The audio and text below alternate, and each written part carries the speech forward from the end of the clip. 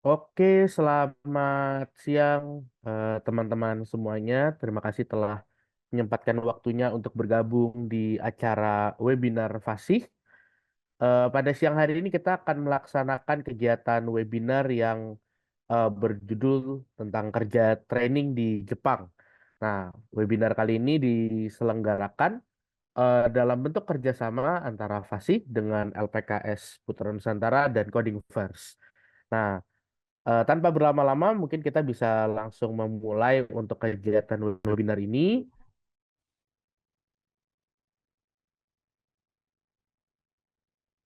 Ya, kepada rekan-rekan diharapkan selama berlangsungnya acara untuk kalau bisa on cam eh, untuk tetap menyalakan kamera dan untuk tidak menyebabkan kegaduhan dengan cara menyalakan mic di saat tidak sedang bertanya seperti itu. Nah, selama sesi pemaparan, teman-teman tidak harus menunggu pemaparannya selesai untuk bisa bertanya. Pertanyaan bisa langsung disampaikan melalui kolom chat yang nantinya akan kita bahas pada sesi Q&A. Sebelumnya izin memperkenalkan diri, perkenalkan saya Muhammad Yusuf Arya Ramadan, bisa teman-teman panggil Arya. Hari ini akan bertindak sebagai moderator sekaligus MC dari acara webinar pada siang hari ini. Oke, tanpa berlama-lama nih, mungkin kita bisa langsung mulai untuk sesi perkenalannya. Selamat siang teman-teman semuanya. Selamat datang di webinar Fasih. Kali ini webinar yang ketiga yang diadakan oleh Fasih dalam bentuk kerjasama dengan Coding First dan LPKS Putra Nusantara. Mungkin ada beberapa teman-teman yang baru pertama kali join di acaranya Fasih. Jadi kita mau berkenalan dulu nih, katanya kan kalau nggak kenal maka tak sayang gitu ya. Nah, Fasih itu adalah lembaga belajar bahasa asing dan konsultan pendidikan serta berkarir ke luar negeri. Nah, jadi untuk teman-teman yang memiliki minat untuk bekerja ataupun untuk melanjutkan studinya ke luar negeri, terutama ke negeri Jepang, itu bisa berkonsultasi melalui Fasih dan belajar bahasanya melalui Fasih. Tentunya belajar bahasa Jepang di Fasi ini mudah dan harganya terjangkau karena Fasi punya tagline berani berkembang pesat. Berani berkembang pesat. Jadi untuk teman-teman yang memang memiliki tujuan untuk berkembang, tentunya Fasi bisa membantu teman-teman untuk menggapai mimpinya. Oke, next slide. Ya, sedikit berkenalan lagi. Tadi udah kenalan, sekarang kenalan lagi, gitu ya. Jadi saya Arya, kebetulan bagian dari tim Fasinya sebagai business development. Sebelumnya berpengalaman pernah dikirim ke Jepang untuk melakukan research exchange ke 5 universitas di Jepang. Jadi kalau misalnya teman-teman ada yang berminat untuk melanjutkan studi ke Jepang, nanti salah satu konsultannya adalah aku di FASI. Oke, next. Nah, apa sih itu FASI ya? Tadi mungkin udah sedikit ada clue-cluenya. Jadi kita merupakan platform pendidikan bahasa asing yang juga menyediakan layanan konsultasi bagi para siswa yang ingin belajar maupun berkarir ke luar negeri. Nah, kami berorientasi pada pengembangan diri dan menghargai individu yang siap menerima tantangan untuk berkembang maju. Jadi, motivasinya dari teman-teman, Fasi akan siap membantu untuk mewujudkan mimpi teman-teman. Oke, next. Nah, kenapa sih harus belajar di Fasih? Nah, di Fasih ini yang pertama tentu biayanya terjangkau dan pembayarannya fleksibel. Ini salah satu pembeda dari belajar bahasa di lembaga pelatihan lain yang mungkin biayanya mahal dan tidak memiliki sistem pembayaran yang ramah untuk teman-teman, terutama teman-teman yang masih merintis karir ataupun masih sedang berkuliah atau sedang sekolah. Seperti itu. Kemudian sistem pembelajaran di Fasi ini bersifat online namun live teaching.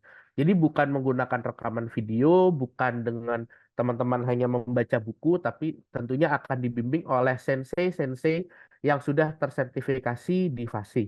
Kemudian kurikulumnya sangat kompak sehingga membutuhkan waktu yang sangat sebentar untuk dapat menyelesaikan level-level belajar bahasa di Fasi. Kemudian materinya mudah diakses, teman-teman bisa akses dari HP, dari laptop, dari komputer di rumah, dari komputer kantor juga boleh, kayak gitu. Nah, jadi sangat mudah untuk diakses kapanpun dan dimanapun teman-teman berada. Dan di Fasi ini kita punya proactive community, di mana teman-teman bisa sharing-sharing nih sama teman-teman yang mungkin sudah berangkat duluan ke Jepang atau sudah mulai bersekolah di Jepang dulu terlebih dahulu agar bisa memantapkan lagi proses persiapannya. Jadi tidak hanya belajar ya, tapi juga membangun networking kalau di Fasi. Oke, next. Nah, mungkin dari teman-teman yang sekarang hadir tentu punya keinginan ya untuk mungkin mau sekolah di luar negeri atau ingin mengupgrade diri dengan cara berkarir di luar negeri. Kemudian teman-teman juga mungkin bertanya untuk lulusan SMA atau lulusan SMK bisa nggak sih kerja di luar negeri atau sekadar ingin merantau agar menambah pengalaman dan memperluas wawasan. Nah, pertanyaan-pertanyaan ini adalah pertanyaan yang tepat untuk teman-teman ajukan kalau misalnya teman-teman ingin membangun diri teman-teman dan mengembangkan diri teman-teman. Dan tentunya Fasih bisa menjawab pertanyaan ini. Next. Kenapa sih sebagai manusia modern ya gitu di era sekarang kita tuh harus bisa menguasai bahasa Jepang. Bahasa Jepang ini merupakan salah satu bahasa asing yang membuka potensi teman-teman paling besar. Yang pertama, Jepang sampai tahun 2035 itu membutuhkan kurang lebih 800.000 tenaga kerja asing. Dan ini dari semua level, lulusan SMA, SMK, bahkan lulusan S1, itu semua dicari sama pihak Jepang. Kemudian target mahasiswa asing di inbound ke Jepang itu naik hingga angka 400.000 mahasiswa. Dan di Indonesia sendiri ada 1.600 lebih perusahaan Jepang yang aktif recruiting people yang bisa berbicara bahasa Jepang, recruiting orang-orang yang bisa berbahasa Jepang.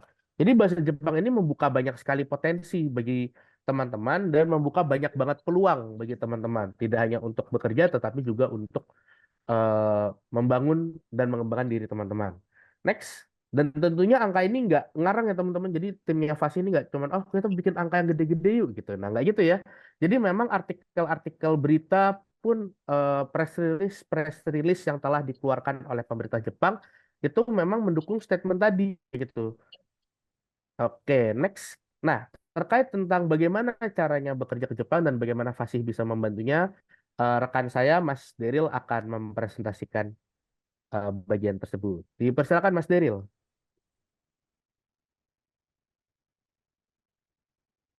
Oke, terima kasih Kak Arya sudah membantu untuk memperkenalkan saya. Ini sebelumnya apa suara saya kedengeran?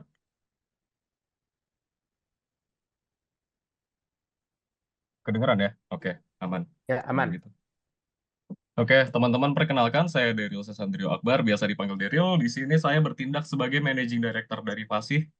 Sebelumnya saya itu adalah Director of Sales and Marketing di Passion Japan Indonesia, perusahaan di Jepang yang bergerak di bidang rekrutmen tenaga kerja, dan sebelumnya saya juga pernah bekerja di Kominfo. Oke, di sini juga ada LinkedIn saya. Jadi bagi teman-teman yang ada LinkedIn, mari terkoneksi. Siapa tahu kita bisa apa namanya bertukar informasi. Oke, untuk bekerja di Jepang, ini ada yang mau saya jelaskan. Ini adalah visa yang paling umum ya dalam bekerja. Sebenarnya ada visa Tokute Gino, Gijin Koku. Tapi untuk yang lulusan SMA, SMK ini, saya akan menjelaskan untuk visa Tokute Gino. Apa itu visa Tokute Gino? Ya, Tokute Gino ini adalah program kerja yang diberikan kepada tenaga asing untuk bekerja di Jepang ya. Dan tujuannya adalah mengisi kekurangan tenaga kerja yang sedang dialami oleh negara Jepang karena kayak yang teman-teman tahu mungkin. Jadi mohon maaf itu ada yang mic-nya masih nyala ya.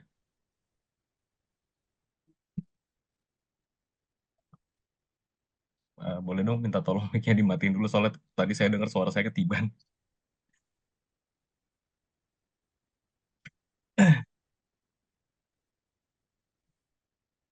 Oke, kita lanjutkan. Jadi program ini dikeluarkan oleh pemerintah Jepang untuk menutupi kekurangan tenaga kerja yang dialami oleh negara Jepang karena seperti yang kita tahu Jepang itu mengalami depopulasi ya. Untuk syarat visa Tokute Gino sendiri, yaitu berusia 18 sampai dengan 35 tahun, sehat jasmani rohani, minimal lulusan SMA atau SMK, tinggi dan berat badan proporsional, kemudian tidak bertato dan tidak buta warna, memiliki sertifikat kemampuan bahasa Jepang minimal N4 atau GFT Basic A2. Mungkin teman-teman di sini ada yang sudah punya sertifikat bahasa Jepang atau semuanya pada belum punya nih? Kalau saya belum punya Mas Deril. Ya itu bohong. Itu kemudian bekerja di bidang Tokutegino ini sesuai dengan bidang kerja yang dipilih. Bidang kerjanya ada apa aja? Nanti di slide selanjutnya. Dan dengan beberapa keuntungan, yang pertama kontrak kerja itu bisa sampai dengan 5 tahun, statusnya sama dengan pekerja Jepang, bisa berpindah perusahaan dengan bidang yang sama, dan juga dapat membawa keluarga, dan apa tentunya ini dengan syarat dan ketentuan yang berlaku ya. Oke, untuk bidang pekerjaannya sendiri ini ada banyak ya. Cuma kami kalau di Fasih biasanya lebih menyarankan teman-teman itu bekerja di Jepang kalau tidak di bidang keperawatan, restoran ataupun perhotelan. Kenapa? Karena kami lebih mementingkan teman-teman itu bekerja tidak hanya sekadar mencari uang, tetapi juga terbiasa untuk berkomunikasi dengan orang Jepang. Dan tiga pekerjaan itu adalah pekerjaan yang di mana teman-teman lebih sering berkomunikasi menggunakan bahasa Jepang. Jadi teman-teman tidak hanya bisa membaca dan menulis, tapi juga bicaranya lancar, seperti itu. Dan tentunya tidak hanya sampai di situ, eh, jangan sampai teman-teman itu ke Jepang, oke, saya mau kerja ke Jepang deh, 1 kali kontrak terus pulang. Enggak, jangan seperti itu aja. Jadi kita akan membantu juga untuk membangun karir teman-teman supaya bisa lama di Jepang gitu. Makanya kenapa kayak kata Mas Arya tadi ya, tagline dari Fasi itu adalah berani berkembang pesat gitu. Kalau teman-teman ingat tuh kata-katanya presiden pertama kita tuh Bung Karno ya, gantungkanlah cita-cita kamu setinggi langit, jika kamu jatuh maka kamu tetap berada di antara para bintang, luar biasa. Nah, tetapi sesuai dengan judul webinarnya, karena hari ini kita akan memperkenalkan dulu nih program training kerja ke Jepang gitu. Jadi harapannya adalah sebelum teman-teman mengambil visa atau Kutegino, teman-teman itu sudah memiliki pengalaman bekerja bekerja singkat gitu di Jepang. Nanti untuk detail programnya akan dijelaskan oleh narasumber yang selanjutnya. Namun untuk sekarang saya jelaskan dulu untuk alur pelatihan dan pemberangkatannya. Yang pertama, teman-teman bisa mengisi form pendaftaran ya. Kemudian yang kedua ada seleksi wawancara.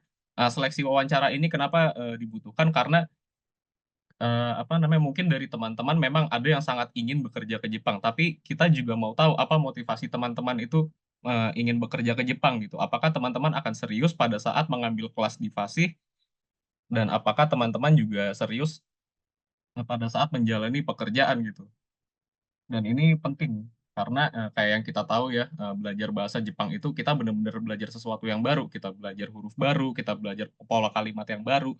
Berbeda dengan kita mungkin biasanya belajar bahasa Inggris yang mana kalimat-kalimatnya itu sama dengan bahasa Indonesia, cuma eh, lebih banyak ke bahasa serapan ya, jadi lebih mudah gitu. Kemudian teman-teman akan bootcamp bahasa Jepang secara online bersama Fasi selama 4,5 bulan.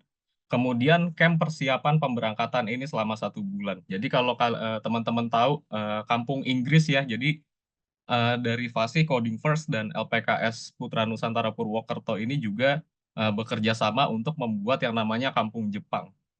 Nanti untuk detailnya seperti apa akan dijelaskan oleh narasumber yang selanjutnya.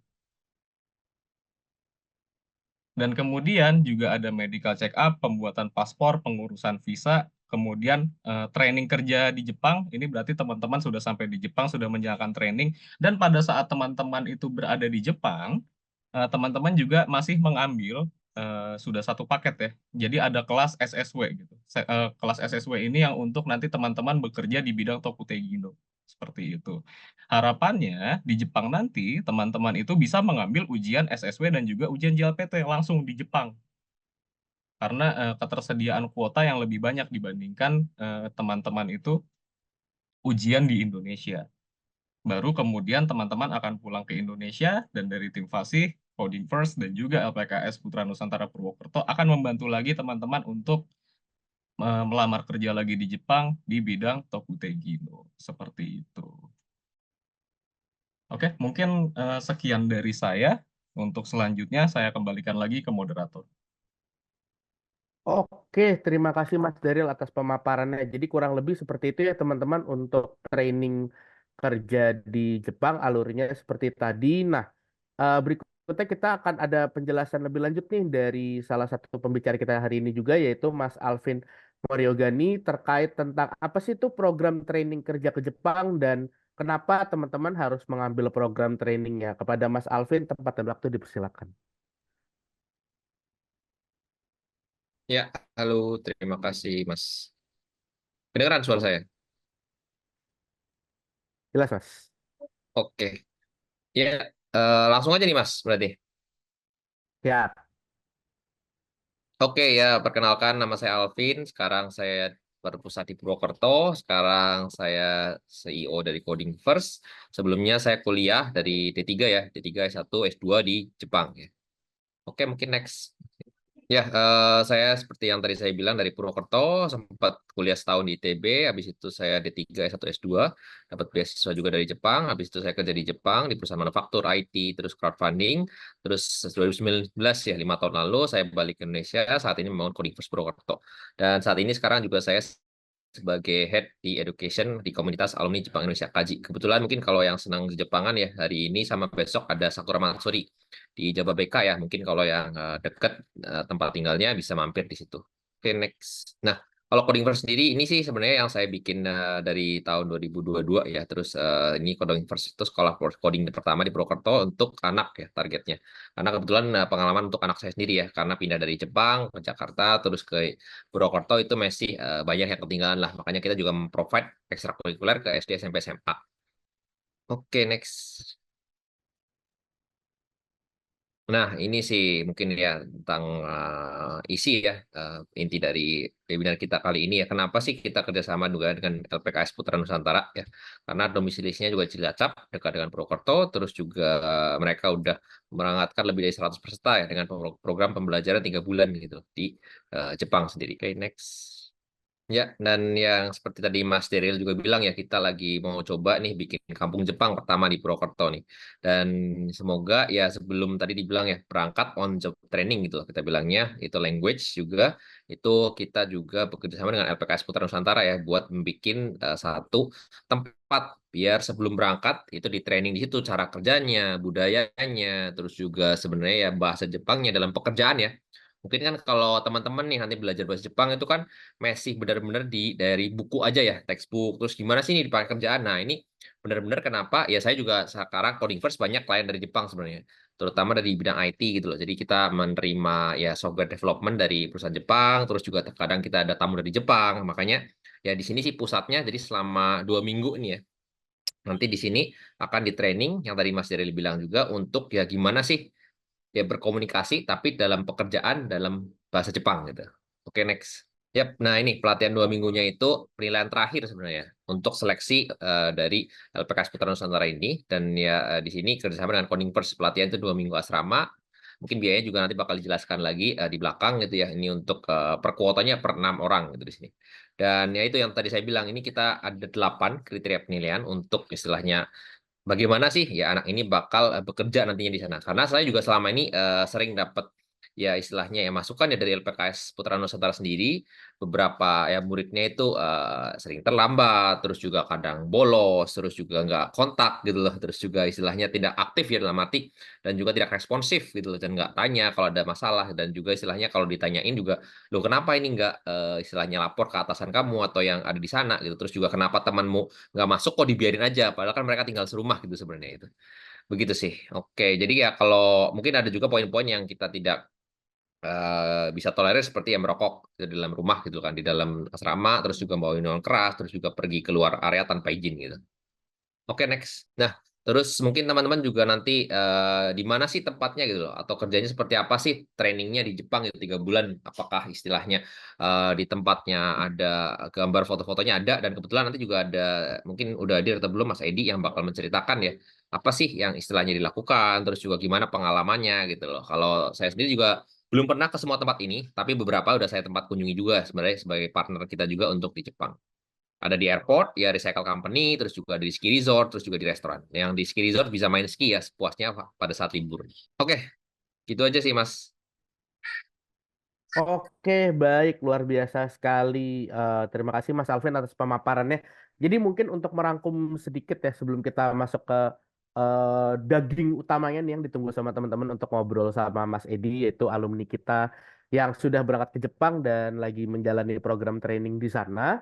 Jadi mau merangkum aja bahwa pada kegiatan hari ini kita sedang menjelaskan kepada teman-teman, memperkenalkan ke teman-teman tentang program training kerja ke Jepang yang berdurasi selama 3 bulan, di mana nantinya teman-teman akan belajar bahasa, kemudian teman-teman juga akan ada merasakan hidup di kampung Jepang yang disediakan oleh tim LPKS Putra Nusantara dan tim Coding First, agar teman-teman siap untuk langsung berangkat kerja ke Jepang.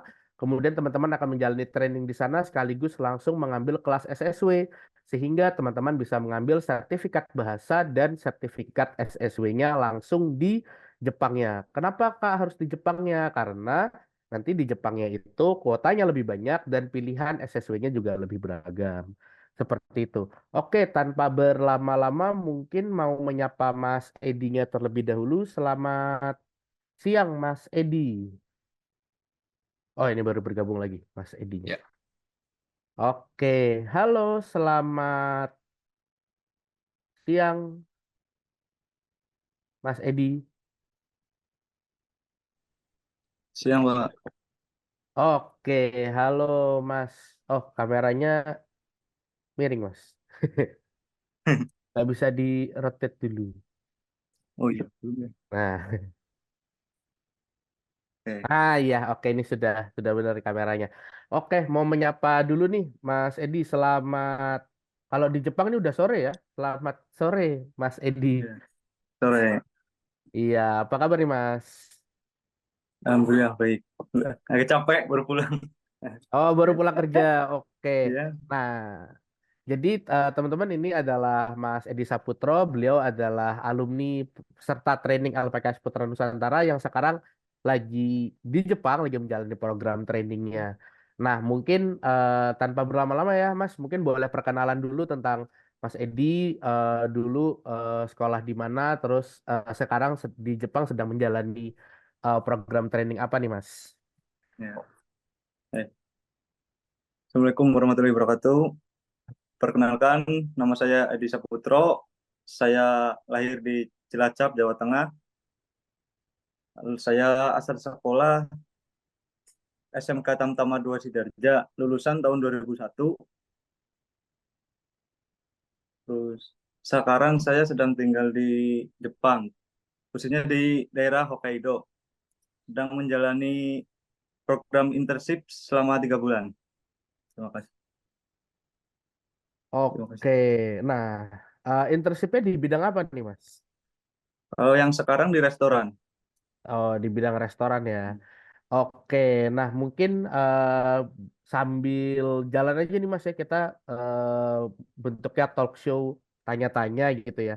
Nah kalau Ya. dulu kenapa sih Mas Edi ini tiba-tiba terfikir untuk kenapa saya harus kerja di Jepang nih atau saya harus kuliah di Jepang gitu? Boleh diceritakan nggak awal mulanya? Dulu sih sempat ini apa ya, kalau di Indonesia gimana ya, agak kurang juga. Kayak mencari kerjanya susah.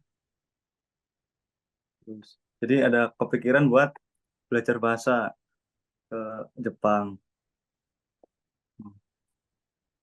Oke, itu berapa lama tuh Mas dari eh, tadinya lulus sekolah terus mencari kerja berapa lama kemudian akhirnya udahlah saya belajar bahasa Jepang aja gitu itu berapa lama tuh waktu Dulu merenungnya? dari lulus sekolah pernah buka usaha sendiri.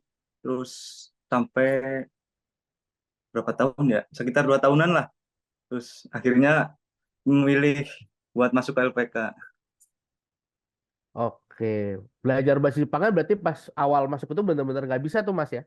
Sama sekali nggak tahu apa-apa. Oke, tapi susah nggak sih Mas belajar bahasa Jepang tuh sebagai Seben- orang yang nggak pernah belajar bahasa Jepang gitu? Sebenarnya nggak susah sih, asal kitanya apa niat gitu, niat belajar. Oke, berapa lama tuh Mas waktu itu dari mulai baca huruf hiragana dan katakana nggak bisa sampai sekarang udah lancar banget nih bahasa Jepangnya? Dulu kurang lebih 4 bulanan. Oh, 4 bulan ya kayak gitu. Nah, Ya. jadi lumayan cepet nih teman-teman kalau misalnya teman-teman mau apa namanya belajar bahasa Jepang. Nah, ini ada beberapa foto-foto ya Mas kegiatan-kegiatan Mas Edi selama di Jepang. Boleh diceritakan nggak nih Mas? Ini kegiatannya apa aja? Rame-rame ya ke Jepangnya ya? Rame-rame. Di sini ada 8 anak. Oh, ada 8 peserta ya yang sekarang Ya, sedang berangkat di Hokkaido ya.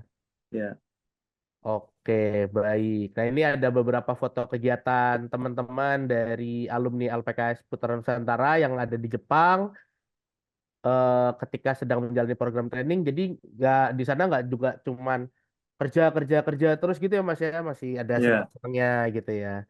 Seperti itu. Oke. Nah, kemudian dari ketika Mas akhirnya mempersiapkan diri nih untuk mengikuti program dari LPKS Putra Nusantara pada saat itu, berapa lama sih waktu yang dibutuhkan Mas dari mulai, ayo saya belajar bahasa Jepang, terus kan udah lancar tadi 4 bulan, nah dari selesai itu berapa lama sih Mas sampai akhirnya Mas berangkat ke Jepang? Dulu itu nunggu sekitar berapa minggu ya? 2 mingguan lah, nunggu visa turun setelah dapet ini job. Oh oke, cepet ya Mas ya. Berarti dari mulai udah lancar bahasa Jepang sampai akhirnya keterima kerja dan akhirnya mendapatkan visa itu kurang lebih 2 mingguan ya. 2 mingguan, ya. Oke, kayak gitu. Itu gimana tuh Mas prosesnya ketika lagi interview? Bagaimana Mas Edi mempersiapkan diri dan berat gak sih untuk kayak lolos kerja di Jepang? Ya, lumayan sih soalnya banyak saingannya gitu. Apalagi baru pertama kemarin kan. Pas pertama-pertama itu rasanya gimana, takut gitu kan, takut gimana, takut nggak bisa jawab ini itu kan. Mm-mm. Tapi tentunya dalam proses persiapannya tuh banyak dibantu ya Mas ya oleh tim LPK untuk mempersiapkan dari mulai pertanyaan-pertanyaannya seperti itu ya. Ya, dari yang ngajar di persiapan. Oke, baik. Nah, terus Mas kalau selama di Jepang nih kan menjalani training, boleh ceritakan nggak sih Mas rutinitasnya misalnya kerjanya dari hari apa sampai apa, terus pekerjaannya seperti apa, cerita mungkin cukup banyak tentang pekerjaannya. Hmm. Kalau untuk tempat yang sekarang di restoran, jadi jam kerjanya nggak nentu loh. Kayak semisal hari Senin sampai Minggu itu kita nggak tahu liburnya hari Senin, hari apa itu nggak tahu. Jadi liburnya nggak nentu lah, masuknya juga nggak nentu. Kayak jam kerjanya juga nggak nentu. Kadang disuruh, misal hari Senin disuruh masuk pagi dari jam 8 sampai selesai jam 3. Terus besok dikasih tahu lagi, suruh masuk jam siang, jam setengah 11 masuk, pulang jam setengah 6. Jadi nggak bisa nentuin waktu libur kapan, nggak tahu gitu. Oke, baik. Berarti jadwalnya itu memang dikasih taunya biasanya beberapa hari sebelum gitu ya Mas ya kalau kerja di restoran ya. Karena kan restoran jalan terus gitu ya. Ya, juga Oh, semisal kalau udah di jadwal udah ada keterangan hari ini libur, tapi kadang dalam waktu kurang sehari atau 2 hari itu dirubah, suruh masuk, liburnya diganti gitu, bisa jadi. oh, mungkin itu karena ini ya Mas ya menggantikan rekan yang mungkin sakit Iya, atau gimana gitu ya. iya, Oke, nah ini berarti salah satu pentingnya ya Mas ya kalau kerja di Jepang itu memang harus kita melaporkan, menginformasikan dan menanyakan kepada supervisor kita ya setiap kali kalau kita bekerja itu terkait jadwal, kalau kita sakit gimana dan lain sebagainya ya. Jangan iya, asal nggak datang wajib. aja gitu ya. Kalau Itu asal nggak wajib datang sih aja mungkin. menyusahkan orang-orang seperti Mas Edi nih. Kayaknya Mas Edi termasuk yang paling rajin nih ya. Nggak pernah Enggak bolos juga nih. lah. Gitu. Nah, kalau kerja di restoran tuh ngapain sih Mas selama ini yang Mas Edi udah jalani selama program training? Belajar masak apa gitu, Mas? Enggak masak sih kalau ini di sini. Jadi Oh, nggak masak. Oke, kalau Mas Edi ngapain aja nih di restoran? dulu awal-awal disuruh motong motong melon nih. Jadi setiap hari motong melon terus sampai pulang. Jam kerja selesai motong melon terus. Kalau Oke. sekarang dipindah jadi buat ini apa ya?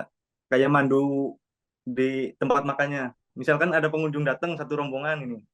Nah, ntar kita yang ngasih tahu ini harus ditempatkan meja mana, ada kursi berapa gitu. Kita yang ngatur sekarang.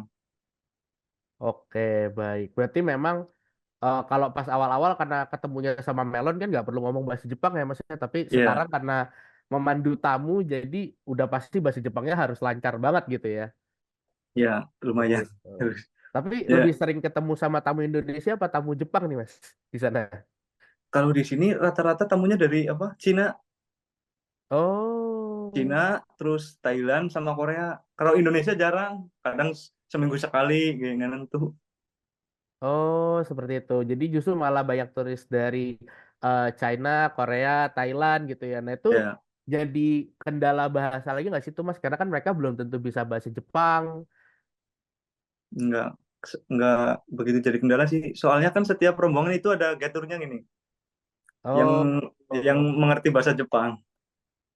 Oke, baik, baik. Jadi nanti apa namanya dari Mas Edinya yang menjelaskan kepada tour guide-nya, kemudian tour guide-nya yang akan menjelaskan kepada Iya, rombongannya seperti itu ya. iya. Oke. Nah, kemudian nih Mas, kalau dari Mas Edi sendiri nih, testimoninya gimana sih selama berkehidupan di Jepang gitu? Beda banget gak sih Mas hidup di Jepang sama hidup di Indonesia? Iya, jelas beda Pak. Sangat beda. Oke, apa tuh Mas bedanya? Yang positifnya dulu deh, yang positifnya dulu. Apa sih ya positifnya ya? Jadi ya, banyak belajar tentang kehidupan di sini lah. Kalau kalau di Indonesia kan gimana suka main gini-gini nggak keluyuran nggak jelas. Kalau di sini kan paling kalau keluar beli makan udah di rumah lagi. Oke, jadi lebih kalau di sana jauh lebih disiplin ya Mas ya Iya, orang-orangnya ya. iya disiplin. Oke, terus kalau negatifnya apa nih Mas? Tinggal di Jepang. Negatifnya ya, jadi gimana sih ya? Tahu negatifnya apa sih ya? Kalau di sini paling ya jadi sering minum-minuman gitu lah. Oh, karena yang ikut sama teman-teman Jepangnya Mas ya. Iya, Oh, oke. kebanyakan di sini teman kerjanya orang Taiwan. Oh, oh, Anak-anaknya suka minum jadi ya ke bawah-bawah lah. oh, gitu ya. Jadi, oh, tapi berarti di sana itu kerja itu iklim pertemanannya nggak cuma sama sesama orang Indonesia ya, tapi juga ada orang Taiwan sama orang-orang negara lain juga gitu ya. Ya, jadi di tempat kerja sini ada orang Vietnam, Thailand, Taiwan, ada orang itu. Oke, baik. Jadi tidak hanya membangun etos kerja ya, tapi juga Ya, membangun networking nih sama teman-teman dari berbagai negara. Seperti itu.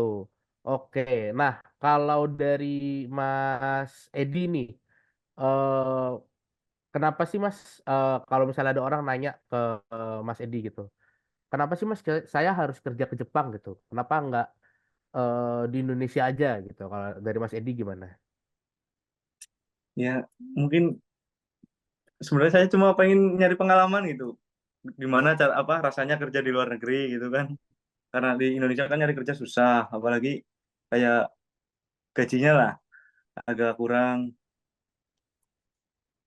Jadi memutuskan buat pergi ke Jepang gitu. Gitu. Oke, baik. Nah, nah, tadi tuh menarik tuh Mas Edi bilang bahwa kalau di Indonesia itu gajinya kurang. Emang sekarang nih Mas Edi training di restoran tuh boleh di spill nggak sih Mas? Gajinya tuh berapa gitu? Kalau program internship itu hitungannya per hari bukan per jam ya. Hmm. Jadi per hari itu kita dikasih hitung apa? Bukan dinamakan bukan gaji lah. Jadi istilahnya uang makan sehari itu 3.000 yen. Oh, jadi kerja sehari itu setara kalau sekarang berarti 300.000 ya Mas ya? Ya kisaran 300.000. Tapi Wah, besar. walaupun kita di hari libur itu tetap dihitung dikasih uang makan tetap. Oke, jadi di hari kerja termasuk bahkan pas hari liburnya nggak masuk ke kantor pun tetap dapat tunjangan uang makan sebesar 300.000 rupiah tadi ya Mas ya? Iya, Oke, wah berarti sebulan itu lumayan ya. Ya, Nabungnya udah banyak belum, sekitar Mas? 90 ribu yen lah, Oh, ini 9 nabungnya udah banyak jutaan. belum, Mas? Atau habisnya buat jalan-jalan? Nih kayak fotonya jalan-jalan semua nih. Enggak sih, itu foto-foto yang dulu sih, yang pas dulu kan pertama berangkat bulan awal tahun lah, di bulan Januari ke Tokyo. Hmm, Kalau di oke. sini mah boro-boro jalan-jalan orang di apa? Di sini di kampung di desa. Oh, gitu ya. Jadi paling cuman kalau kalau lagi libur gitu ya paling makan di luar bareng teman-teman gitu ya. Iya, paling. Oke, baik. Nah, kalau sebagai yang sudah berangkat ke Jepang nih Mas, ini kan berarti kan Mas Edi ini berangkat udah berkali-kali nih hebat banget gitu. Ngelamar kerja di berbagai tempat di Jepang selalu dapat gitu untuk program training ini. Nah, Ya. apa sih Mas 3 hal yang harus dimiliki oleh orang yang mau bekerja ke Jepang? Ya, yang pertama sih niat lah, niat. Terus kita wajib, yang kedua wajib bisa mengerti bahasa yang negara yang mau dituju. Yang kedua. Terus yang ketiga apa sih ya? Jadi yang ketiga apa sih ya? Harus ya intinya yang ketiga harus disiplin di saat kita di negara orang lah. Oke, baik. Jadi kalau 3 hal tadi, 3 hal yang harus dimiliki ya, yang harus dipahami oleh teman-teman yang mungkin mau kerja ke Jepang tuh tadi yang pertama niatnya ya Mas ya harus lurus. Niat. Kalau ke luar negeri ini memang tujuannya untuk mencari kerja, untuk membangun masa depan Ya. gitu ya Mas ya. Oke, Ya. kemudian Kalau kalau yang kedua tadi itu harus belajar bahasanya gitu, jangan asal berangkat aja gitu. Tapi banyak ya ya Mas ya orang banyak gak sih Mas menemukan orang Indonesia yang ke Jepang tuh asal berangkat aja tuh sampai sana nggak bisa ngomong gitu Mas. ada sih di sini juga ada. Iya gitu. Nah itu susah ya Mas ya. Susah. Jadi Jadinya kalau terbatas ya. terbatas. Jadi kalau mau ngasih tahu itu bingung ini. Kayak Hmm. disuruh ini nggak tahu ngapain malah gitu. Oh, dikasih taunya suruh motong melon, ntar motongnya buah lain gitu ya, Mas ya. Iya. Wah, itu bahaya tuh jadinya. Nah, kalau kayak gitu juga jadinya sulit ya untuk diperpanjang kontrak di sana ataupun untuk mendapatkan pekerjaan yang lebih bagus kayak gitu ya. Oke. Kemudian yang ketiga tadi juga harus disiplin karena di negara orang kita harus ikutin aturannya dan lain sebagainya kayak gitu ya. Apalagi Oh, kan negara Jepang kan itu yang nomor satunya kan kedisiplinan. Orangnya teratur gini. oke, nah tuh berarti untuk teman-teman ini mungkin yang mau berat ke Jepang, mau kerja di Jepang atau mungkin mau eh, berkehidupan lah di Jepang gitu. Jangan lupa kalau di Jepang itu disiplin itu yang nomor satu ya. Oke, nah ini ada foto-foto lagi nggak nih? Coba kita next slide dulu. Oh, ini suasana kerja ya, Mas ya? Ya. Itu bisa di play mungkin.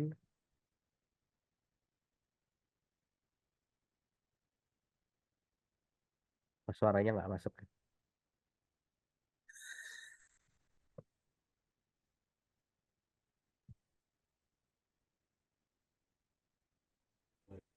Dataimasu. Toshi wa Hatachi desu. Oh, udah masuk. Susin desu. Doso yoroshiku onegaishimasu. Konnichiwa. Hajimemashite. Watashi no namae wa Edi Sabutro to moshimasu. Edi to yobareteimasu. Toshi wa Hatachi desu. Cilacap Susin desu. Doso yoroshiku onegaishimasu.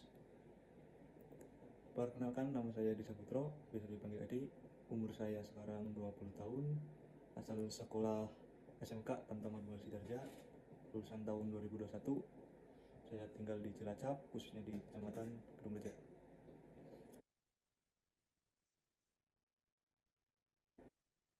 Saya sekarang sedang menjalani program internship di Jepang, tepatnya di daerah Kamifurano, Hokkaido.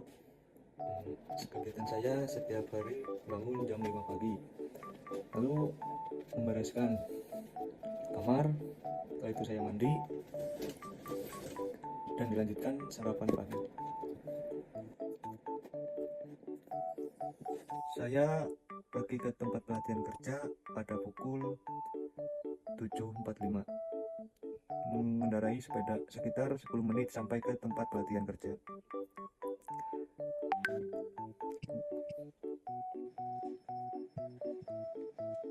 Saya mulai pelatihan bekerja pada pukul 8 pagi sampai jam 3 sore. Di sini saya ditempatkan di bagian pemotongan melon. Setiap hari saya memotong melon sekitar 50 dus sampai 100 dus.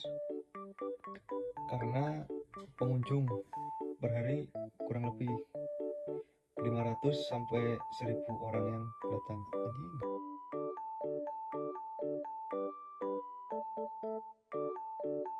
Oke, sekarang sudah pukul 10.30, waktunya kita istirahat makan siang selama 1 jam.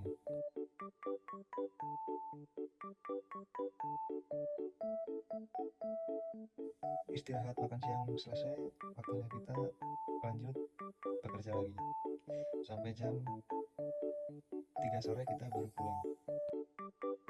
Oke, pesan buat minasan yang sedang belajar bahasa Jepang, tetap semangat, jangan putus asa, perlancar kaiwa supaya komunikasi di tempat pelatihan tidak ada kendala. Oke.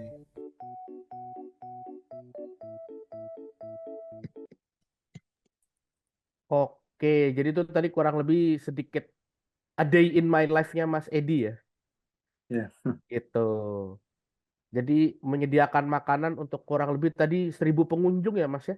Banyak banget ya. Iya, tadi hari ini pengunjung itu 1.300. Wah, luar biasa. Makanya mukanya Mas Edi ini capek banget kayaknya ya hari ini ya. Oke, tapi berarti dalam sehari itu kerja strict ya Mas ya. Dia nggak lebih dari 9 jam sampai istirahat ya berarti ya. Enggak, jadi 6 jadi jam 8 sampai jam 3. Berarti kurang lebih berapa jam ya? Jam 9, 10, 11, 12, 13. Ya 7 kurang lebih jaman lah istirahat. ya. Istirahat 1 jam. Ternyata sejam kerjanya 6 Ya. jam ya. Jadi Ya. kerjanya kurang lebih selama 6 jam per harinya seminggu tuh dapat liburnya 1 hari ya Mas ya. Enggak nentu seminggu dapat 1 kali. Kadang kan hitungannya jadi selama 1 bulan itu 9 kali libur. Oh, pokoknya dalam dalam 1 bulan tuh 9 kali libur gitu ya. Ya. Oke, baik. Tentu tadi eh, li- masuk nggak masuk kerja tetap dapat itu ya Mas ya, uang sakunya itu yang sebesar Iya, 3.000 3.000 yen itu yen. ya. Nah, itu luar biasa banget. Nah, ini jadi opportunity yang pas banget nih buat teman-teman yang mungkin mau kerja ke Jepang tapi masih ragu-ragu sebenarnya saya cocok nggak sih sama Jepang gitu. Karena kan mungkin nggak semua orang itu cocok ya untuk langsung kerja ke Jepang. Mungkin nggak cocok sama budayanya, mungkin nggak cocok sama iklimnya gitu ya. Kadang-kadang kan kalau orang Indonesia nih bulan-bulan pertama tuh tolak angin tiap hari ya Mas ya. Dulu ya gatul-gatul semua pas dulu pas bulan Januari kan musim dingin, jadi belum pernah kena angin dingin, jadi badan semua gatel merah-merah. Gitu. Nah, tapi berarti totalnya Mas Edi nih ke Jepang berarti udah 2 batch ya, udah Iya, 6 bulan 2 di kali. sana ya. Kayak gitu, wah luar biasa banget nih gitu. Nih kalau dari Mas Edi sendiri eh, mau nggak sih Mas jangka panjang di Jepang terus? Mau lah. Kalau bisa Nah, sekarang langsung juga nggak apa-apa. Baru pulang lagi gitu. oke, baik. Nah, itu jadi untuk teman-teman yang mengikuti program training ini tentunya bisa juga nih untuk menjadi karir jangka panjang setelah mengikuti training, yaitu teman-teman bisa mengikuti program SSW tadi agar teman-teman bisa eh, langsung bekerja secara long term contract di Jepang seperti itu. Nah, mungkin kita sekarang beralih ke Mas Alvin ya. Halo Mas Alvin.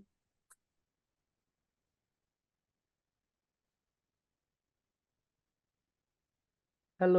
Oh, Mas Alvinnya mungkin lagi ke toilet ini. Halo.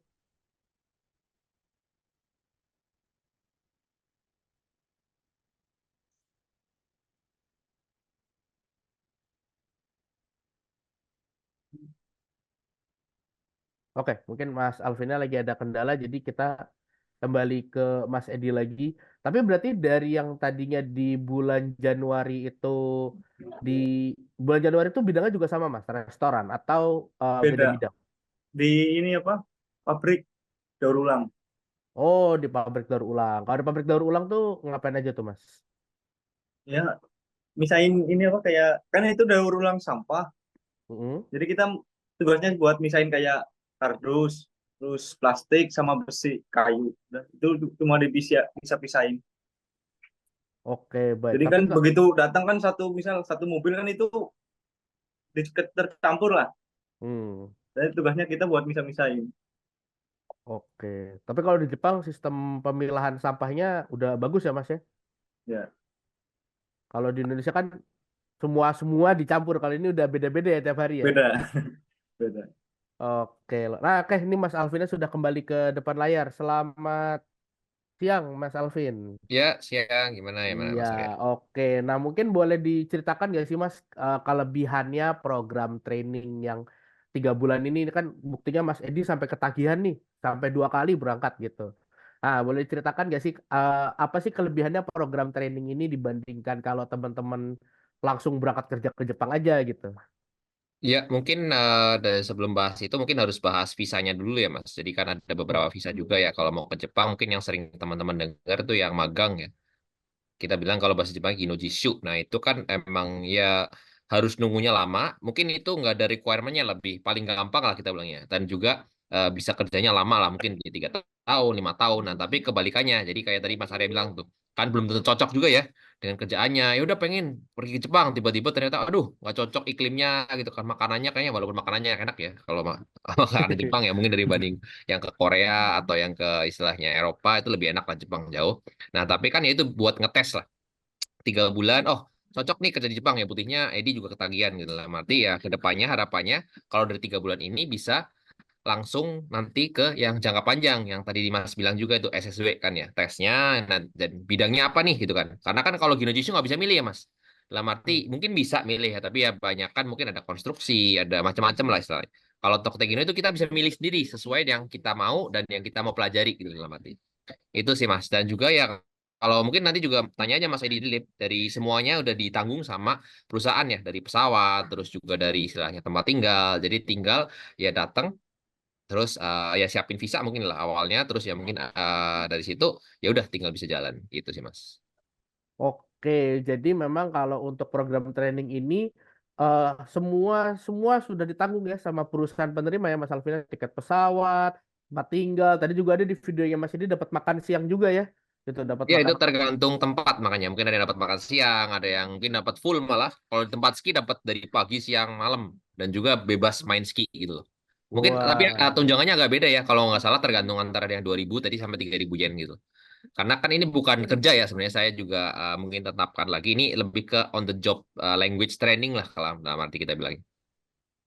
iya, baik. Jadi ini program training ini pas banget nih kalau untuk teman-teman mungkin ingin mencicipi dulu, menyesuaikan diri dulu dengan Jepang. Cocok gak sih saya dengan budaya kerjanya, dengan iklimnya, dengan lingkungannya? Nah, periode 3 bulan ini tuh pas banget untuk teman-teman tidak hanya untuk menyesuaikan diri dengan karirnya, tapi juga menyesuaikan diri dengan negaranya. Kayak saya nyaman gak sih setiap hari berbicara bahasa Jepang juga gitu ya. Dan tentunya untuk memperlancar bahasanya teman-teman juga. Harapannya ketika nantinya teman-teman sudah melamar kerja full time di Jepang, nantinya teman-teman juga sudah lancar berbahasa Jepangnya dan juga sudah menyesuaikan diri juga dengan budaya di Jepangnya. Seperti itu. Ya. Terus ada tambahan lagi mungkin ya Mas Arya. Ya. Jadi kalau yang selain itu yang saya bilang ya tidak butuhkan biaya ya. Mungkin kalau magang ya bisa ditanya lah di LPK atau tempat lain ya biasanya antara puluhan juta lah kalau kita bilangnya tergantung LPK-nya juga untuk terbang dan yang satu lagi terakhir ya tadi nggak ada kebebasan untuk pindah kerja ya. Kalau udah misalnya satu tempat magang ya harus di situ sampai ya 5 tahun gitu biasanya. Dan ya karena mungkin kan ada ya harus kita bilangnya ya biaya yang dikeluarkan ya tadi kan biaya mah yang nggak tahu lah masuk bahasa atau mungkin biaya terbang pesawat macam-macam lah biasanya. Nah itu kan juga ada beban jadi dalam arti kerjanya itu ya dalam tekanan lah kalau saya bilang.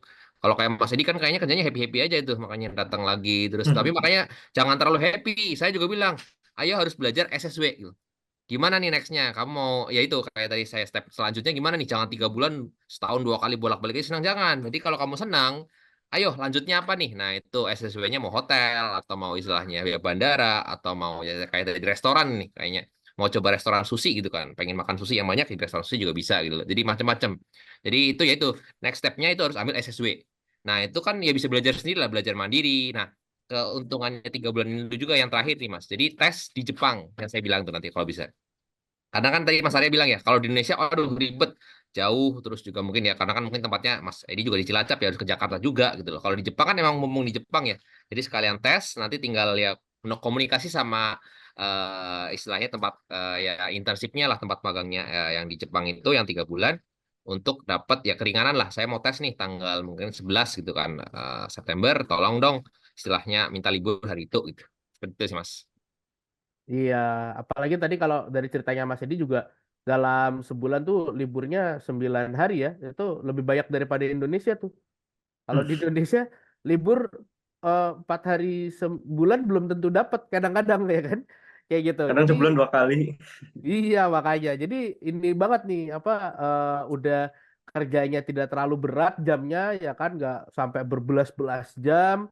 Terus udah gitu juga atasannya berarti ramah ya Mas, Mas Edi ya, atasannya di sana ya. Ramah banget, Pak. Oke, sangat komunikatif ya di sana ya. Iya, apalagi setiap akhir bulan di sini ngadain acara, semua karyawan itu dikumpulin buat pesta gitu di tempat kerja. Waduh, saya pengen tuh nanti tuh pesta. Di Ah, Otaru ya sekarang ya Mas? Di mana sekarang? Di Di Kamis Purano, Furano ya. Waduh, ya, lagi itu bunga bunga udah apa ya? udah udah Udah selesai lavender. lavender ya, lavender, lavender. oke tuh. Jadi udah suasana kerjanya nyaman, kemudian juga budaya kerjanya juga lebih ini ya, lebih strict tapi relax juga gitu ya. Hmm. Oke. Nah, kalau tadi kan disampaikan tuh sama Mas Alvin, kalau sudah selesai program training harus langsung pilih ini program SSW-nya. Nah, mungkin kita coba tanya nih kalau ke Mas Edi. Mas Edi kan udah ngalamin 2 pekerjaan nih gitu, yang sebelumnya di recycle, sekarang di apa namanya restoran. Kalau dari Mas Edi sendiri, kalau disuruh milih SSW, kira-kira pengennya bidang apa sih, Mas? Sebenarnya sih pengennya apa pengolahan makanan. Cuma kalau pengolahan makanan kan sekarang agak susah ini jobnya. Jadi ya Hmm, mungkin bisa ke restoran bisa lah. Sebenarnya oke. ada niatan niatan setelah aku pulang dari sini mau nanyain bisa balik lagi ke sini apa enggak gitu kan niatan. Oke, tentunya dengan visa Tokotegino ya Mas ya, biar nggak tiga bulan Iya, 3 bulan balik ya gitu. Biar iya. kalau Tokotegino ini mungkin info juga ke teman-teman, Tokotegino itu minimal kontraknya 1 tahun teman-teman. Jadi dan itu bisa diperpanjang sampai beberapa kali selama teman-teman adalah pekerja yang baik. Nah, kalau teman-teman bukan pekerja yang baik ya nggak diperpanjang gitu. Kayak gitu. Oke, nah kalau dari Mas Alvin, kita kembali ke Mas Alvin lagi nih. Mas, kalau keunggulannya juga nih, kenapa sih? Mungkin teman-teman masih ada yang galau juga ya. Beneran nggak sih Mas, saya kalau di Jepang tuh kehidupannya bakal lebih baik gitu. Nah mungkin kalau dari Mas Alvin sendiri, kan udah 11 tahun nih tinggal di Jepang gitu. Luar biasa banget nih gitu. Nah boleh boleh dimotivasi lagi nggak sih Mas teman-teman yang lain biar lebih semangat ke Jepangnya gitu. Wah, kalau itu mending Mas Edi aja deh. Kalau saya kan udah Ih, lama juga ya, jangan saya udah Pak, gimana? Iya dong, udah gimana nih ke Jepang tiga kan kali udah. kan Pak Alvin yang lebih pengalaman. Loh, kalau saya kan udah pulang di Purwokerto sekarang. Nanti saya ditanyain selalu, Ya, kenapa kamu pulang gitu kan? Enak di Jepang ya, emang enak di Jepang sebenarnya gitu kan. ya, Pak Alvin aja lah. Duh. Oh ya kalau enaknya sih banyak lah Mas Arya yang mungkin bisa dilihat lah. Tadi kan berarti itu cocok atau nggak cocok ya. Kalau saya justru malah karena udah kelamaan juga 11 tahun ya saya bosan juga di Jepang gitu. Gitu sih Mas. Makanya saya pilih Iya ke Indonesia gitu. gitu. Jadi Mas Alvin ini udah 11 tahun di Jepang, akhirnya kembali ke Indonesia untuk membantu ya teman-teman yang mau mengejar mimpi ke Jepang biar bisa merasakan juga nih kayak Mas Alvin 11 tahun di Jepang gitu. dari ujung ke ujung udah dirasain semua Mas ya. Iya, udah dari Hokkaido ke Okinawa ya. Edi Iya. baru Tokyo sama Hokkaido nih. Edi tinggal ke Ya, Okinawa nanti nih makanya. Ada kan Miyakojima ya, Ed? ya yang di hotel ada itu. Tuh. Kalau itu nanti Edi udah dapat peringkat di LPKS yang ngalamin dari ya Hokkaido, Okinawa, Tokyo semuanya berarti itu. Dari utara ujung.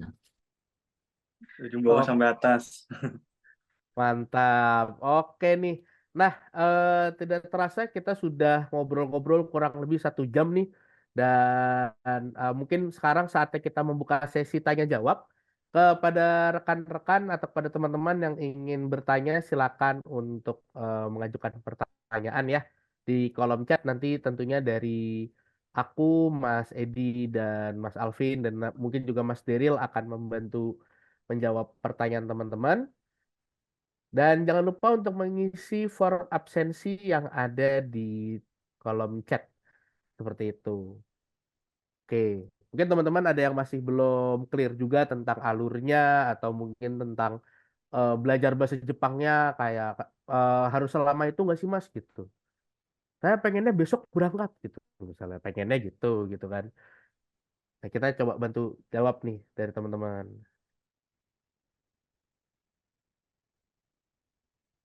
Oke.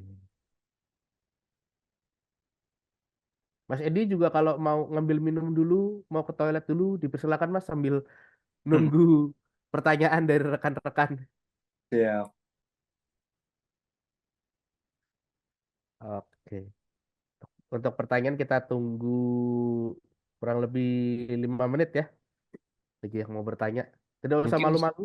iya, saya juga mau nambahin deh, kenapa Ya. saya juga seru membantu ya, walaupun saya udah balik ke Indonesia, ya Jepang itu kekurangan orang banget ya. Tadi mungkin Mas Arya juga sempat singgung ya. Jadi walaupun setelah saya balik sini, saya masih dikontak-kontak makanya sama rekanan, sama klien gitu loh. Ada nggak sih gitu loh, yang tertarik mau ke Jepang gitu loh. Dan ya karena itu saya juga kerjasama dengan LPKS ya. Kebetulan karena satu area juga Cilacap gitu. Ini nih banyak nih istilahnya ya perusahaan kenalan gitu di Jepang yang butuh gitu. Makanya langsung direct gitu.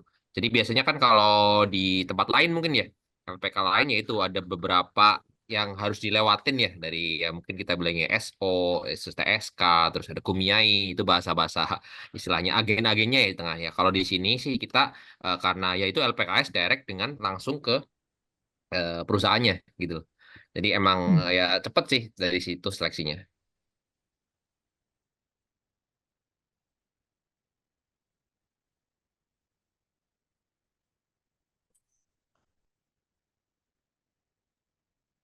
Ya, oke. Terima kasih Mas Alvin atas tambahannya. Dan tadi juga kalau dari segi waktu tunggunya, kalau dari testimoninya Mas Edi nggak lama ya. Dari 4 bulan belajar, kemudian langsung udah interview-interview, jeda 2 minggu juga habis itu langsung Nah, berangkat.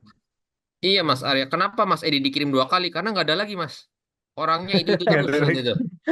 Iya, jadi Itu. ini demandnya tinggi banget ya Iya teman-teman. Demandnya dia tinggi itu nih. nanti habis ini makanya Edi kayaknya ke Miyakojima. Nih Miyakojima udah berapa ya? 20 ya kemarin kan di Okinawa tuh temannya Mas Edi tuh.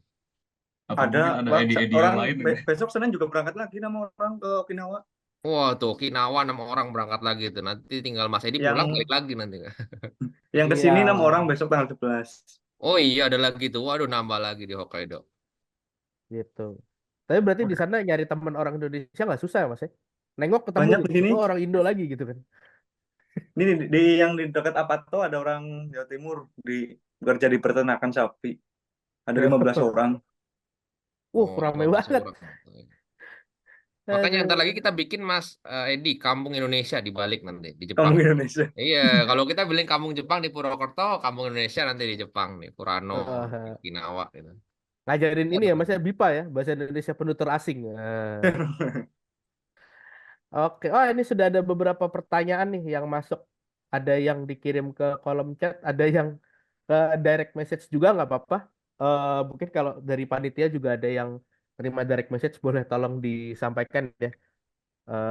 Jadi ini ada pertanyaan dari Rizky. Untuk biaya belajar bahasa selama 4,5 bulan berapa ya Kak? Nah ini sebenarnya tergantung ya dari teman-teman ini level bahasa Jepangnya sudah berapa? Apakah benar-benar nggak bisa banget kayak Mas Edi tadi atau misalnya mungkin sudah punya dasar. seperti itu. Tapi nantinya kita juga akan breakdown setelah ini, kita ada price listnya.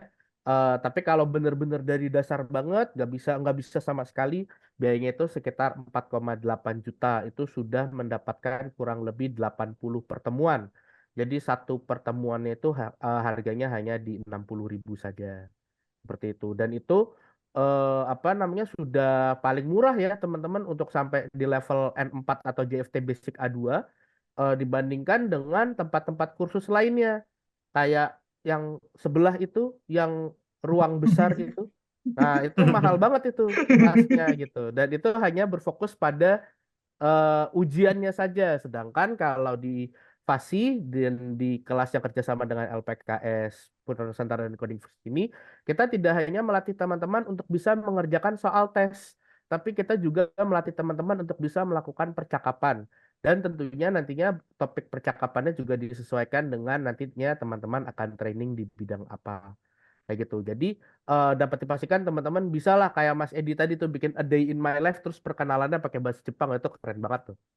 Gitu. Jarang banget orang Indonesia bisa kayak gitu. Oke, semoga terjawab ya Rizky. Tapi stay tune karena setelah ini kita akan rilis eh apa price listnya lengkap. Jadi apa biaya apa saja yang harus dikeluarkan oleh Rizky, baik yang dibayarkan ke kita ataupun nanti buat ngurus-ngurus dokumen seperti visa dan lain sebagainya.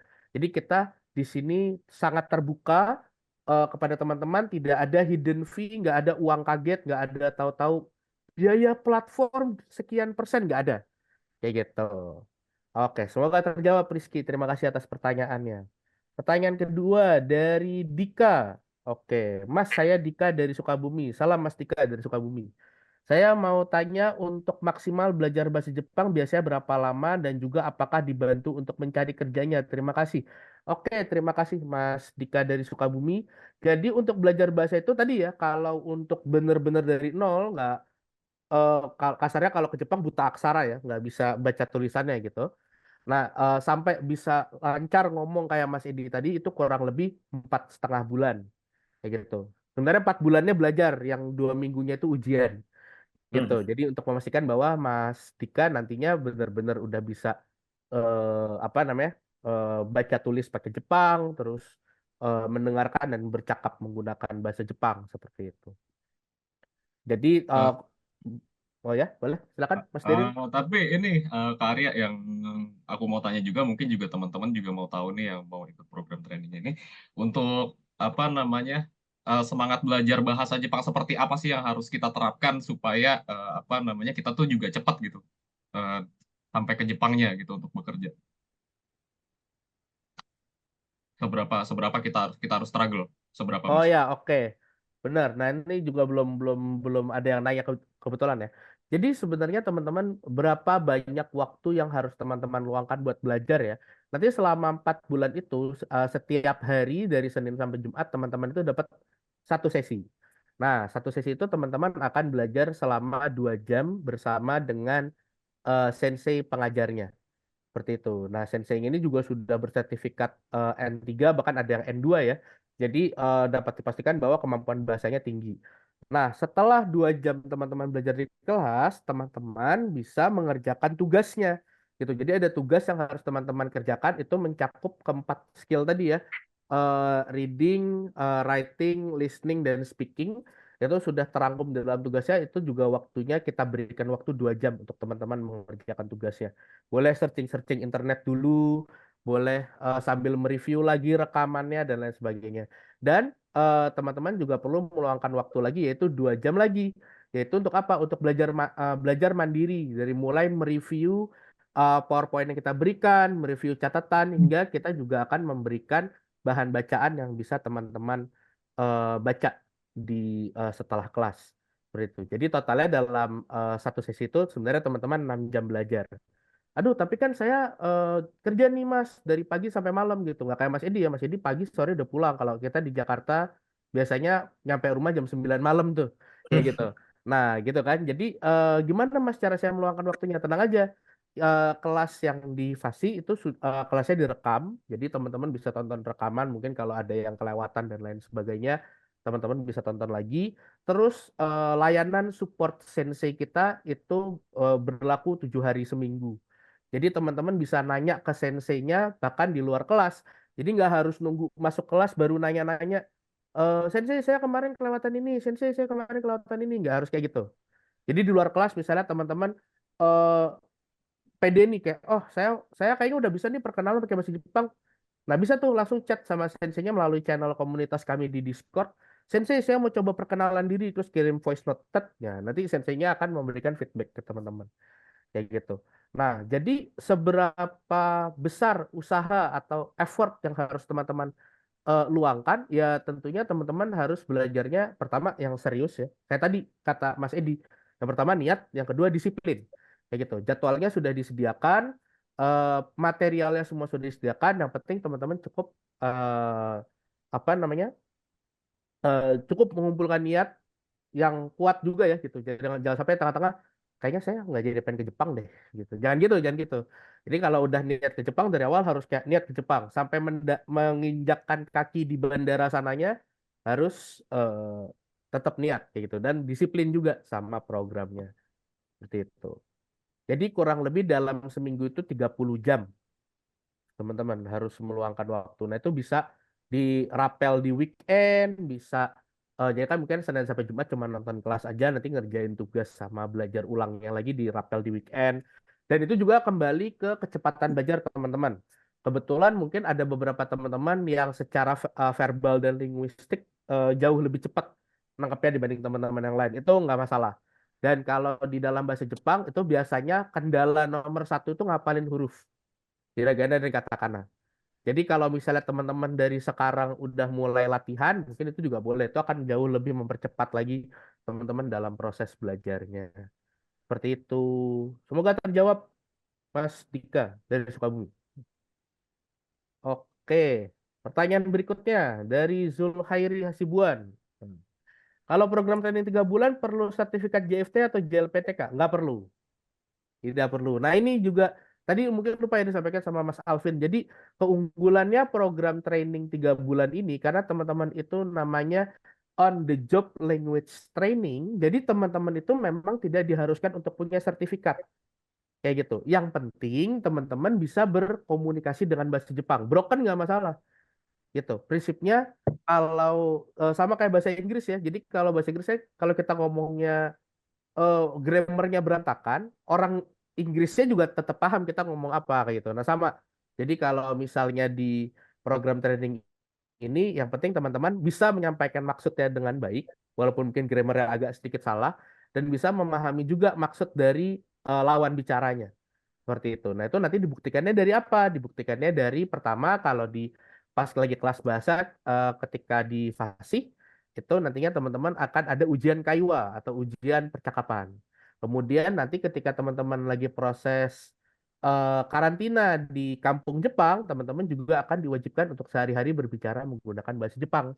Nah, jadi harapannya ketika teman-teman sampai di Jepang, teman-teman udah nggak gitu dalam berbicara bahasa Jepang. Nanti kalau nggak kayak cerita Mas Edi tadi tuh disuruh motong melon, motongnya yang lain kayak gitu.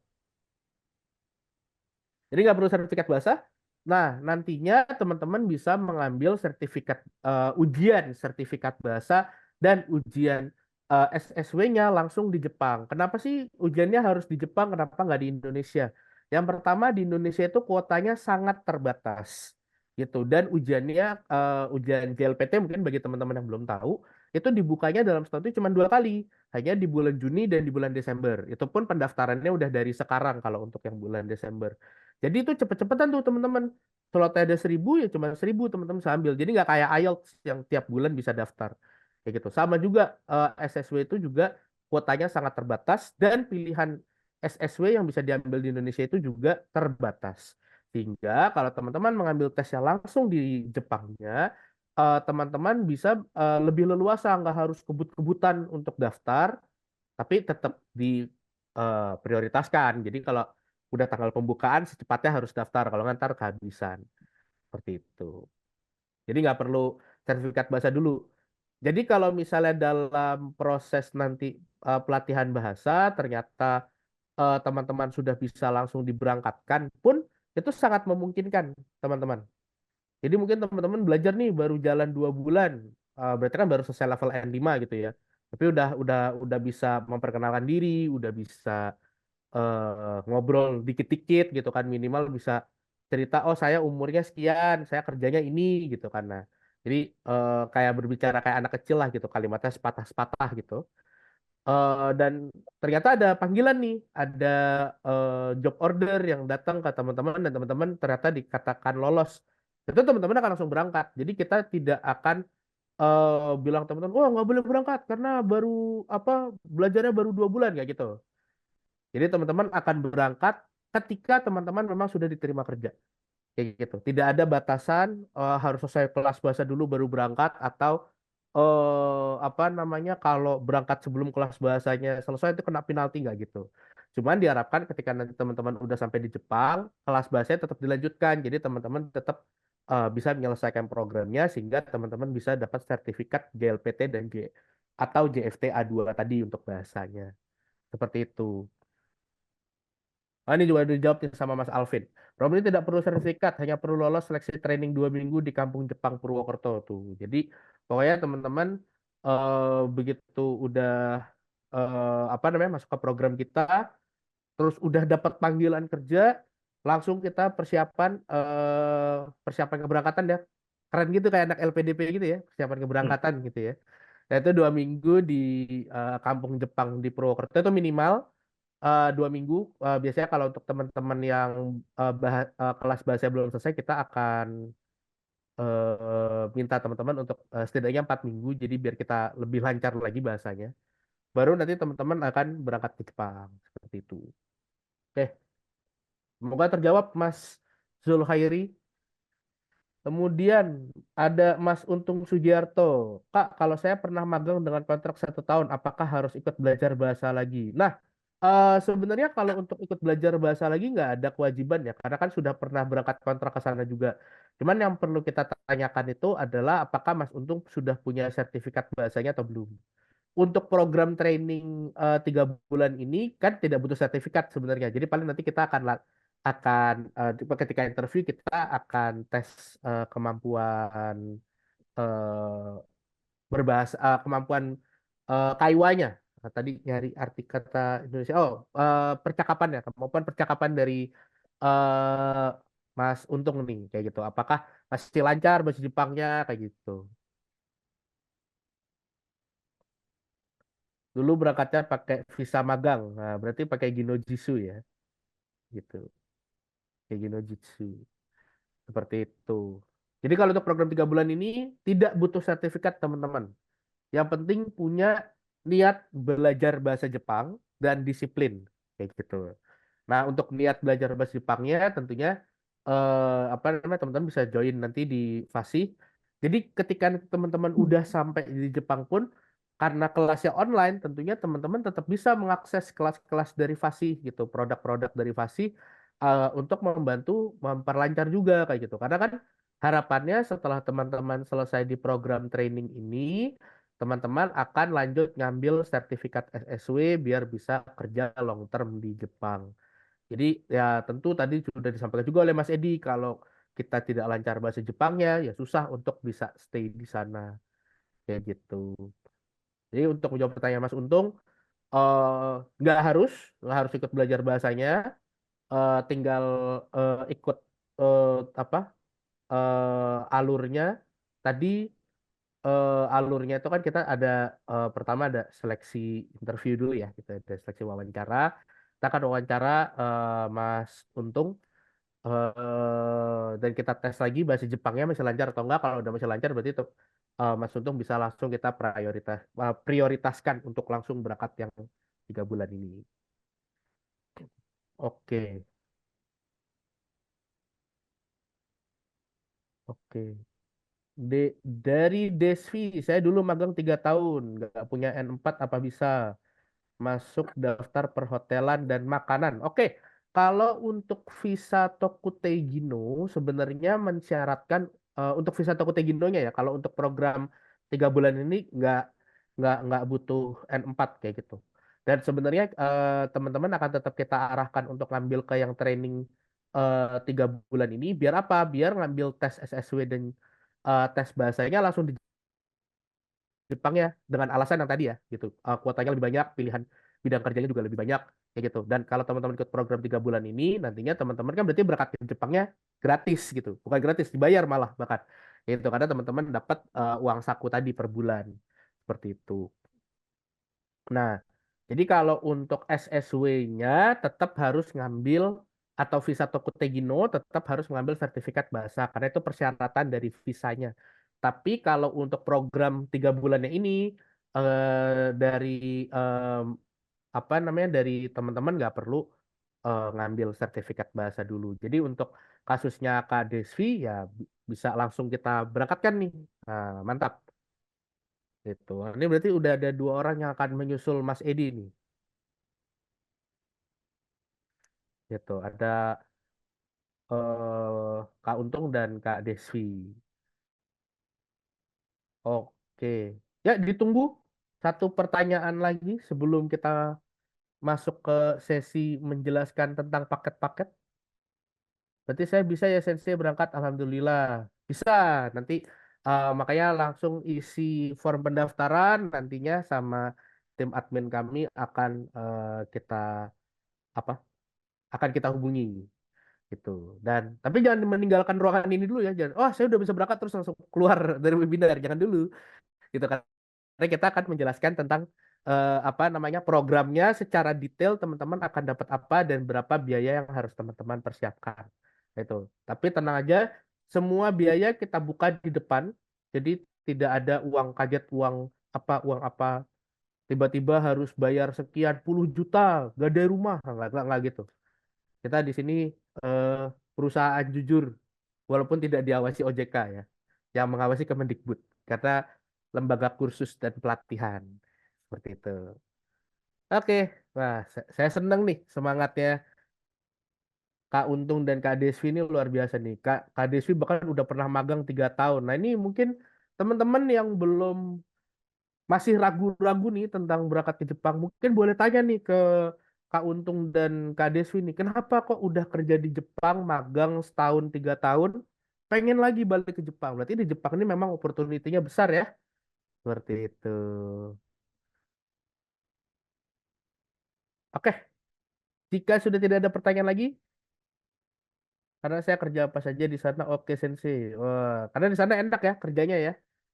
Ya kayak tadi nggak apa kalau lembur pun dibayar gitu ya, kalau lembur dibayar, jadwalnya pun juga teratur seperti itu ya, karena sekarang kerjaan di Indonesia susah ya, betul, saya juga susah cari kerja.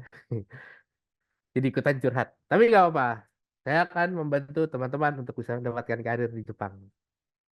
Mungkin teman-teman juga kalau ada yang tertarik untuk membuka usaha di Jepang itu kita ada, di Jepang kita kayak saya punya negara.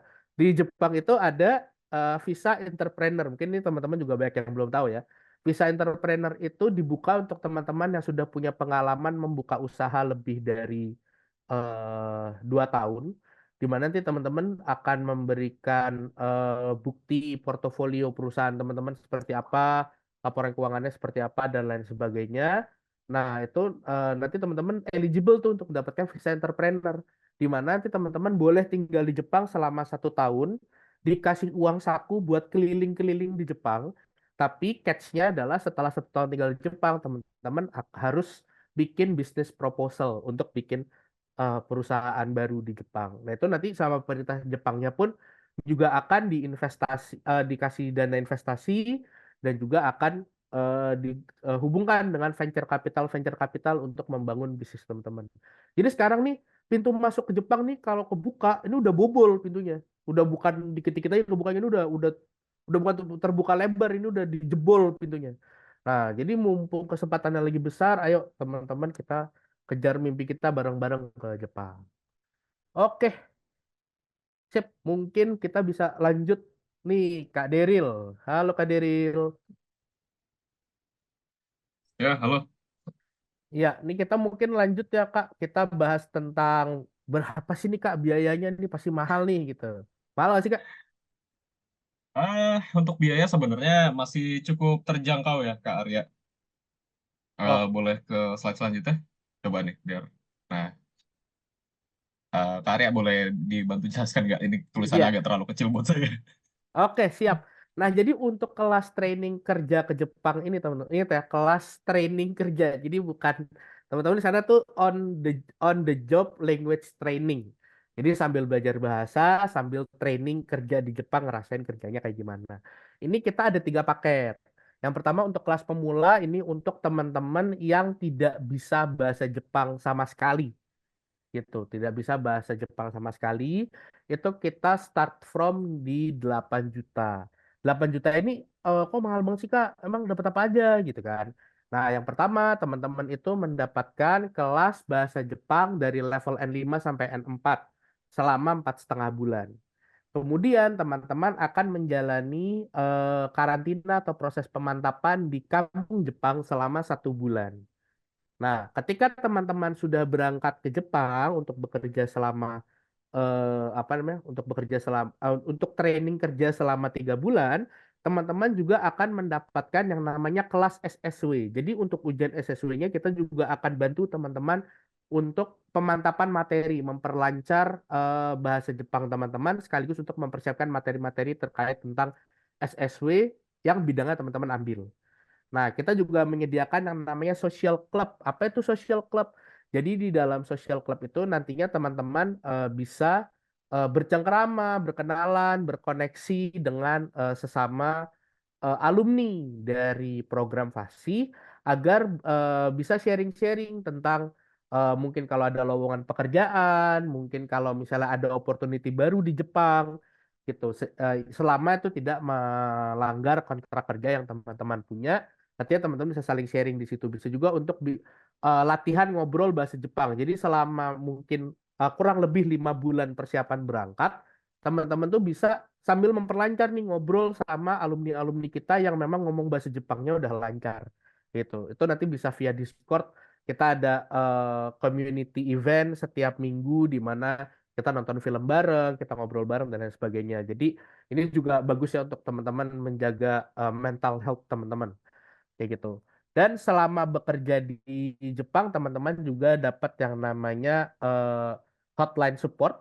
Jadi misalnya teman-teman memiliki kendala-kendala seperti misalnya, aduh saya nggak ngerti cara ngurus dokumen ke kelurahan Jepang nih gitu, atau saya nggak ngerti cara ini, cara ini, cara ini. Nah itu teman-teman tinggal telepon, tinggal chat via WA ke hotline support kita akan selalu sedia membantu teman-teman selama 3 bulan teman-teman menjalani program training. Dan selama menjalani itu semua juga teman-teman juga mendapatkan 5 kali personal coaching. Apa sih personal coaching ini? Nah, personal coaching ini intinya kita akan membantu teman-teman misalnya kayak untuk menentukan pilihan SSW-nya seperti apa, kemudian menjelaskan teman-teman tentang apa namanya jenjang karirnya seperti apa, teman-teman mungkin mau melakukan atau mau belajar tentang financial management, gimana sih caranya saya punya gaji sekian, saya pengen pulang ke Indonesia, saya punya uang sekian kayak gitu. Nah, itu nanti kita bisa bantu teman-teman seperti itu melalui program personal coaching tadi.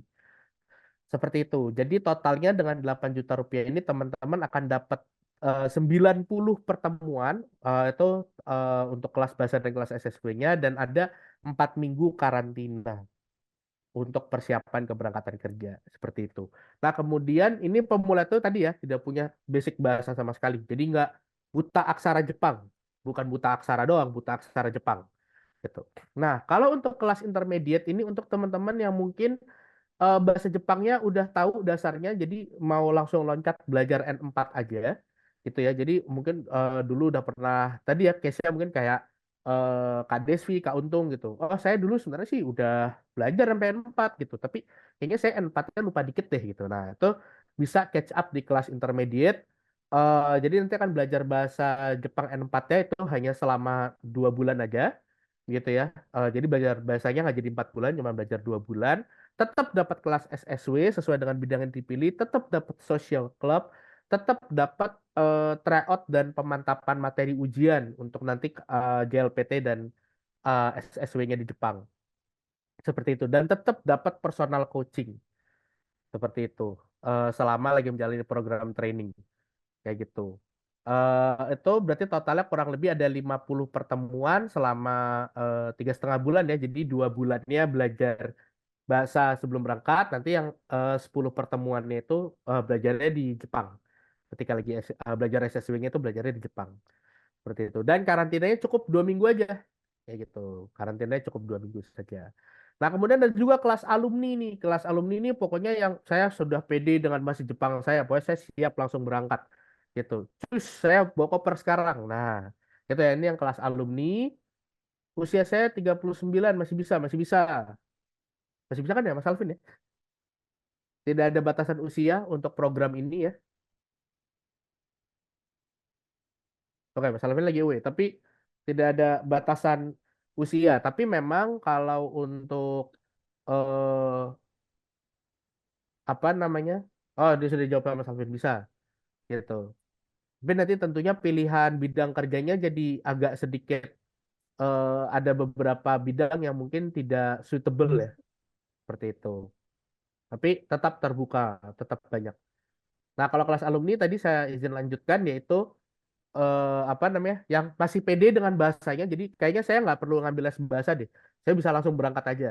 Kayak gitu. Nah, itu yang ngambil kelas alumni itu biayanya hanya 2 juta rupiah saja. Seperti itu. Nah, itu nanti tetap teman-teman akan dapat kelas SSW gitu. Akan tetap dapat kelas SSW selama di Jepang. Jadi dapat dipastikan teman-teman pasti lolos ujian SSW-nya selama teman-teman belajar dengan rajin dan disiplin. Seperti itu. Jadi paketnya ada 8 juta, 5 juta 200 dan 2 juta. Kenapa sih teman-teman apa namanya berpikir, aduh kok mahal banget ya gitu, kok mahal banget ya gitu. Padahal sebenarnya tadi udah diceritakan juga kan sama Mas Edi bahwa teman-teman selama on the job language training, teman-teman akan mendapatkan uang saku gitu. Kisarannya 2.000 sampai 3.000 per hari training. Seperti itu. Jadi sebenarnya biaya ini tuh rendah banget teman-teman karena nantinya uang saku yang teman-teman peroleh ketika di Jepang itu justru jauh lebih besar daripada biaya trainingnya. Nah, tapi mungkin teman-teman juga ngerasa ya, tapi kan itu masih nanti, saya sekarang bayarnya gimana gitu. Nah, oke, bisa next slide. Next slide. Oh, oke. Ini ada beberapa biaya lain, ya biaya lain ini yang tidak dibayarkan ke kami, tidak dibayarkan ke, jadi nggak bayar ke FASI, nggak bayar ke LPKS, nggak bayar ke apa namanya coding first gitu ya. Jadi ini biaya yang memang dibutuhkan untuk berangkat. Contohnya misalnya teman-teman kalau belum punya paspor, yang ngurus paspor. Seperti itu. Nah, kemudian sebenarnya kalau untuk program training 3 bulan ini tuh tidak perlu medical check up ya, teman-teman. Tidak perlu medical check up. Tapi apa namanya kami untuk beberapa bukan kami sih. Kalau dari pemerintah beberapa visa kerja itu mengharuskan sebelumnya medical check up dulu kayak gitu. Atau beberapa perusahaan meminta untuk medical check up dulu. Nah, itu biayanya paling mahal itu 850.000 itu di rumah sakit atau klinik yang sudah ditunjuk oleh pemerintah. Nantinya teman-teman ketika sudah menjadi anggota atau menjadi siswa FASI, kita akan informasikan teman-teman ini loh rumah sakit terdekat dari rumah teman-teman yang disetujui atau terdaftar di pemerintah untuk pekerja migran. Seperti itu. Kemudian untuk biaya pengurusan visa itu sebesar 2 juta rupiah. Ini tergantung ya teman-teman bisa sebenarnya lebih disarankan untuk mengurusnya secara rombongan ya. Jadi nanti kalau teman-teman misalnya dari satu batch ini ada 8 orang nih mau berangkat, nah itu akan lebih bagus kalau 8-8-nya ngurus barengan daripada masing-masing ngurus sendiri. Kayak gitu. Jadi tinggal dilihat aja nanti kalau paling banyak domisilinya di Jakarta ya berarti nanti bikinnya semua di Jakarta kayak gitu. Karena kan bikin visa itu tidak harus sesuai dengan kota tinggalnya di mana kayak gitu. Nah, kemudian ujian SSW dan ujian JLPT ini tergantung level ya, tergantung level teman-teman mau ngambil ujian JLPT dan JFT-nya di level berapa, sama ujian SSW-nya juga tergantung bidang. Jadi harganya beda-beda. Tapi ini kita berikan ke teman-teman estimasi harga termahalnya untuk ujian SSW itu di 800.000, ujian JLPT itu di 750.000. Ujian JFT A2 tuh agak sedikit lebih murah daripada ujian JLPT dan frekuensinya lebih sering seperti itu. Tapi JFT A2 itu cuma bisa digunakan untuk visa Tokutegino. Jadi kalau untuk Jijin Koku nggak bisa. Seperti itu. Nah, ini biaya-biaya ini tidak dibayarkan ke kami. Ingat ya, tidak dibayarkan ke kami. Ini dibayarkan ke pihak-pihak terkait. Seperti itu. Nah, untuk biaya trainingnya, jadinya gimana nih? Tadi belum ketemu solusinya kan? Saya sekarang belum ada uangnya gitu. Nah, next. Nah, jadi teman-teman mungkin kalau yang memang punya spare uang, bisa langsung bayar di depan lunas. Nih saya bayar, set. Nah, jadi nanti ketika teman-teman berangkat, ya uang saku yang teman-teman terima itu adalah sebagai bentuk pengembalian modal dari apa yang teman-teman udah keluarin. Dan artinya apa? Teman-teman ketika nanti balik ke Indonesia, teman-teman sudah pertama sudah punya pengalaman training di Jepang. Yang kedua, teman-teman sudah punya sertifikat SSW. Yang ketiga, teman-teman sudah punya sertifikat bahasa. Nah, udah trainingnya nanti uangnya balik modal dari uang saku dari training, teman-teman balik bawa tiga ini, di mana ketiga hal ini bisa teman-teman pakai sebagai modal untuk lanjut kerja ke Jepang melalui visa Tokutegino gitu. Jadi kapan lagi berangkat ke Jepang modalnya hampir nol gitu ya teman-teman. Seperti itu. Nantinya untuk di job matching Tokutegino pun juga akan dibantu oleh kolaborasi FASI, Coding First dan LPKS Putra Nusantara. Nah, itu kalau bayar lunas. Nah, atau mungkin kalau teman-teman apa namanya berat nih untuk bayar lunas, teman-teman bisa cicil split payment. Nah, cicilannya sebanyak 3 kali, bunganya 0%. Nah, ini nggak ada jebakan nih teman-teman, nggak ada nanti ada platform fee sekian persen atau ada biaya provisi sekian persen, nggak ada ya, kita bukan pinjol teman-teman. Jadi cicilan 3 kali ini bunganya 0%, yang teman-teman bayar itu sesuai dengan biaya kursusnya. Jadi ini contohnya ada simulasi, misalnya kalau untuk yang dari level N5, ya dari level N5 tuh 3 kali cicilan, cicilan pertama itu di 4,5 juta, cicilan kedua di 2,5 juta, cicilan ketiga di 1 juta. Seperti itu. Totalnya, ya benar, 8 juta. Seperti itu. Jadi sudah sesuai dengan harga itu kalau tadi teman-teman ngambil dari level yang level pemula. Kalau teman-teman ngambilnya langsung di level yang terakhir, ya cicilannya akan lebih murah gitu. Dan biayanya 0%. Seperti itu. Oke, mungkin segitu terkait tentang paket-paket kelasnya dan metode pembayarannya serta biaya lain yang perlu teman-teman persiapkan. Jadi kalau teman-teman yang udah berangkat nih kayak Kak Untung dan Kak Desvi harusnya udah punya paspor ya, jadi udah nggak keluar biaya paspor lagi tuh. Kayak gitu. Nah, jadi teman-teman yang belum punya paspor mungkin bisa nih dari sekarang, ayo saya bikin paspor. Karena kalau udah punya paspor terus nggak keluar negeri, itu sayang banget teman-teman. Jadi teman-teman tuh punya dorongan, punya semangat lebih kayak, ih saya udah punya paspor nih. Kalau sampai di paspor angus gitu kan, sampai masa berlakunya habis saya nggak keluar negeri, sayang banget nih kayak gitu. Jadi biar ada motivasi eksternal juga seperti itu. Oke, next. Oke, kira-kira ada pertanyaan lagi nggak nih teman-teman? Mungkin aku berikan kesempatan buat dua penanya terakhir.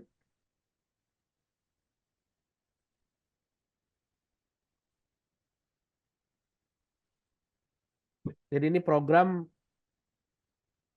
sangat oke ya teman-teman.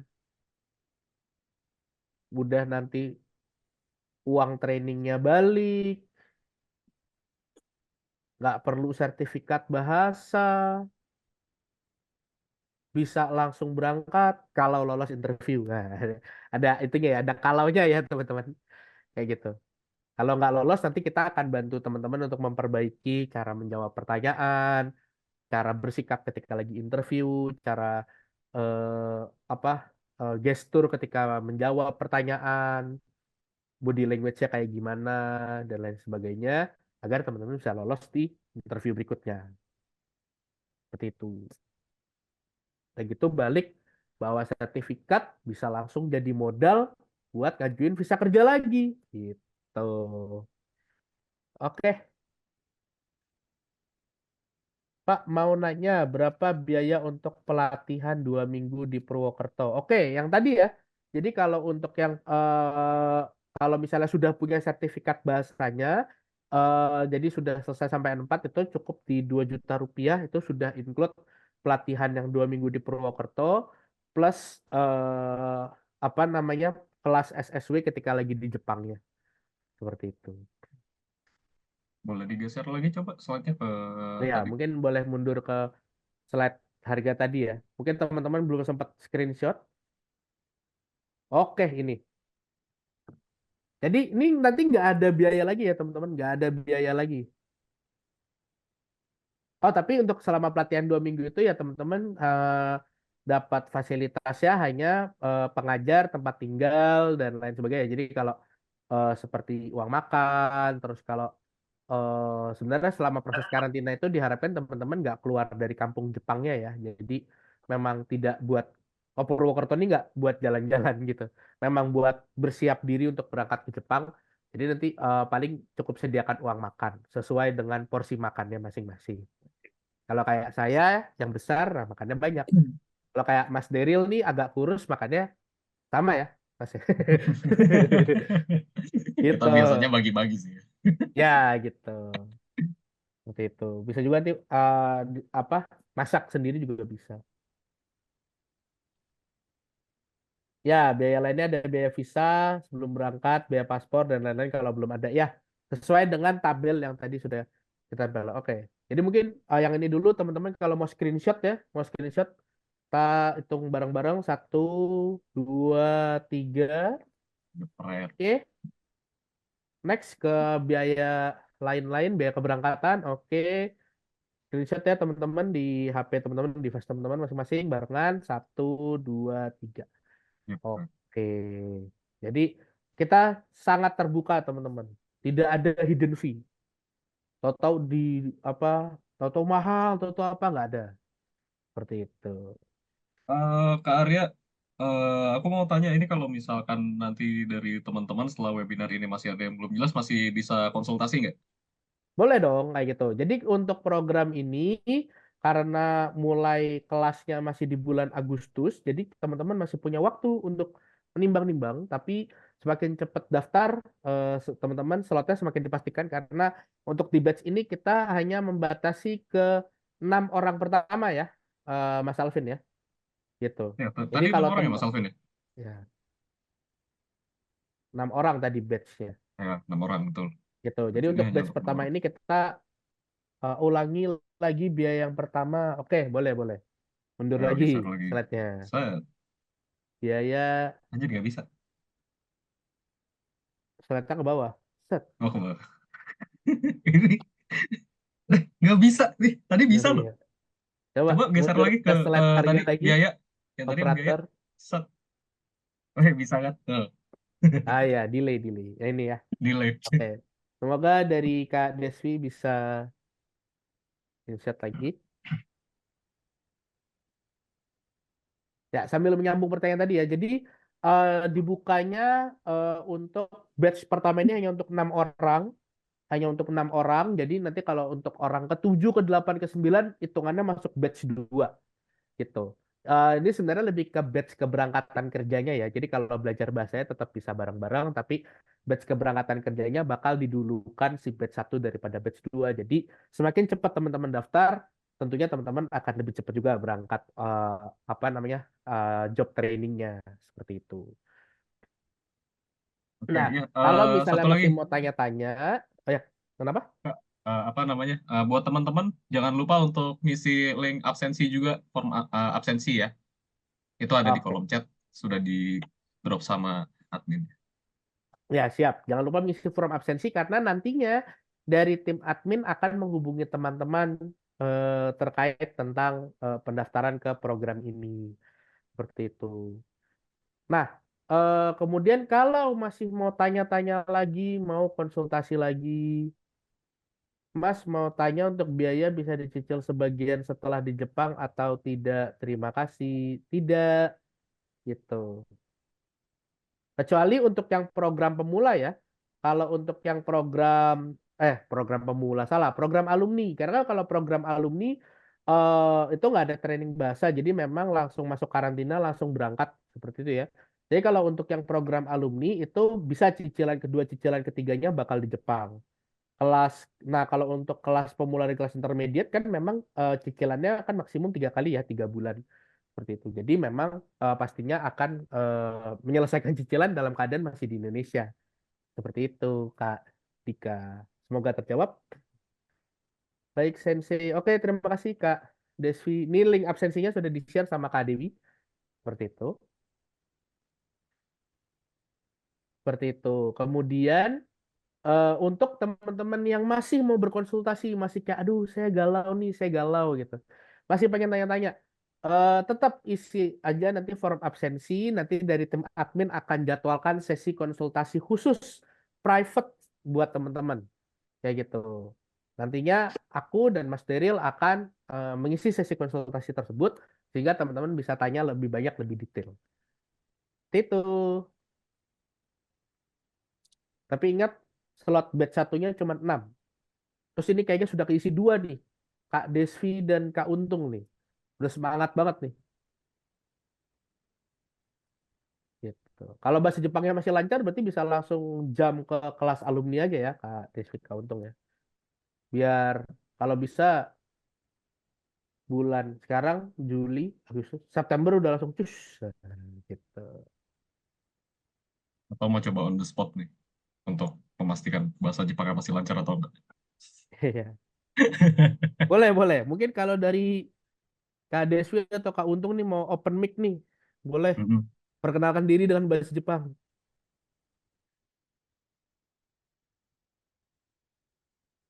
Kayaknya Biar nggak dulu deh. teman-teman yang lain lebih termotivasi. Eh,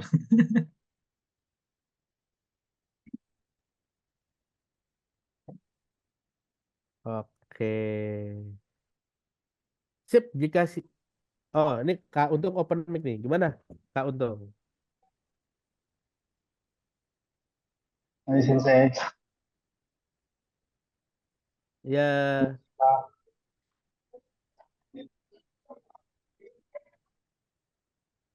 Halo. ya, terdengar, Mas. Tuh, dimatikan. hilang. Oke. Apa? Mungkin agak patah-patah ya Mm. dari suaranya Mas Untung ya. Tidak apa-apa. Oh, ini Kak Deswi nih. Hajime masih teh si Deswi ya. はじめまして。Isya Deswi.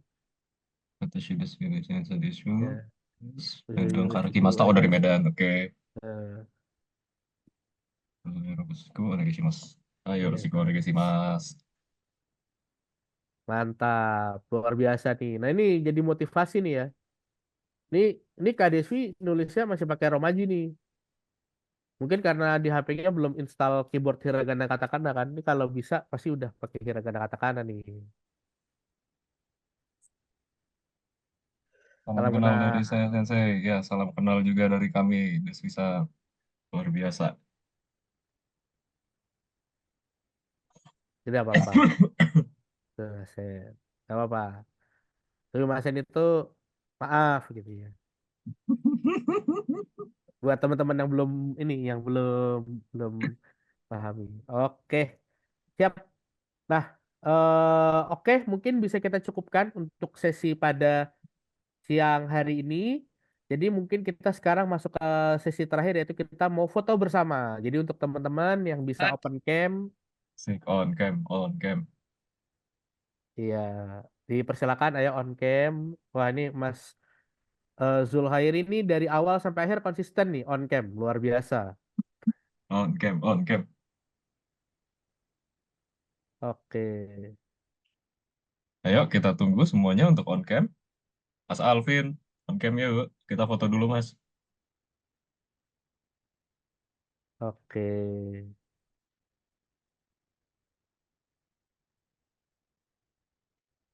Ya teman-teman yang lain yang bisa on cam dipersilakan. Luar biasa nih Kak Deswi dan Kak Untung nih semangatnya kita patut acungi jempol nih. Semoga kita bisa balik ke Jepang lagi ya Mas ya. Amin Sensei. Mantap. Onegaishimasu. Oke. Sip, kita tunggu 20 detik lagi. Yang pada teman-teman yang belum on cam mungkin dipersilakan on cam. Kalau yang Tadi berhalangan on gimana, cam Cak? mungkin bisa kasih reaction aja gitu. Kasih reaction kan bisa. Tadi ngitung mundur 20 detik, sekarang udah sampai berapa coba? 8, 7, 6, 5, 4, 3, 2, 1. Oke. Ya, kita akan mengambil foto. Bentar. Ya. 3, 2, 1. Oke. Sekali lagi. Ganti gaya, ganti gaya. Susah gini aja. Ganti gaya. Oke. 3, 2, 1.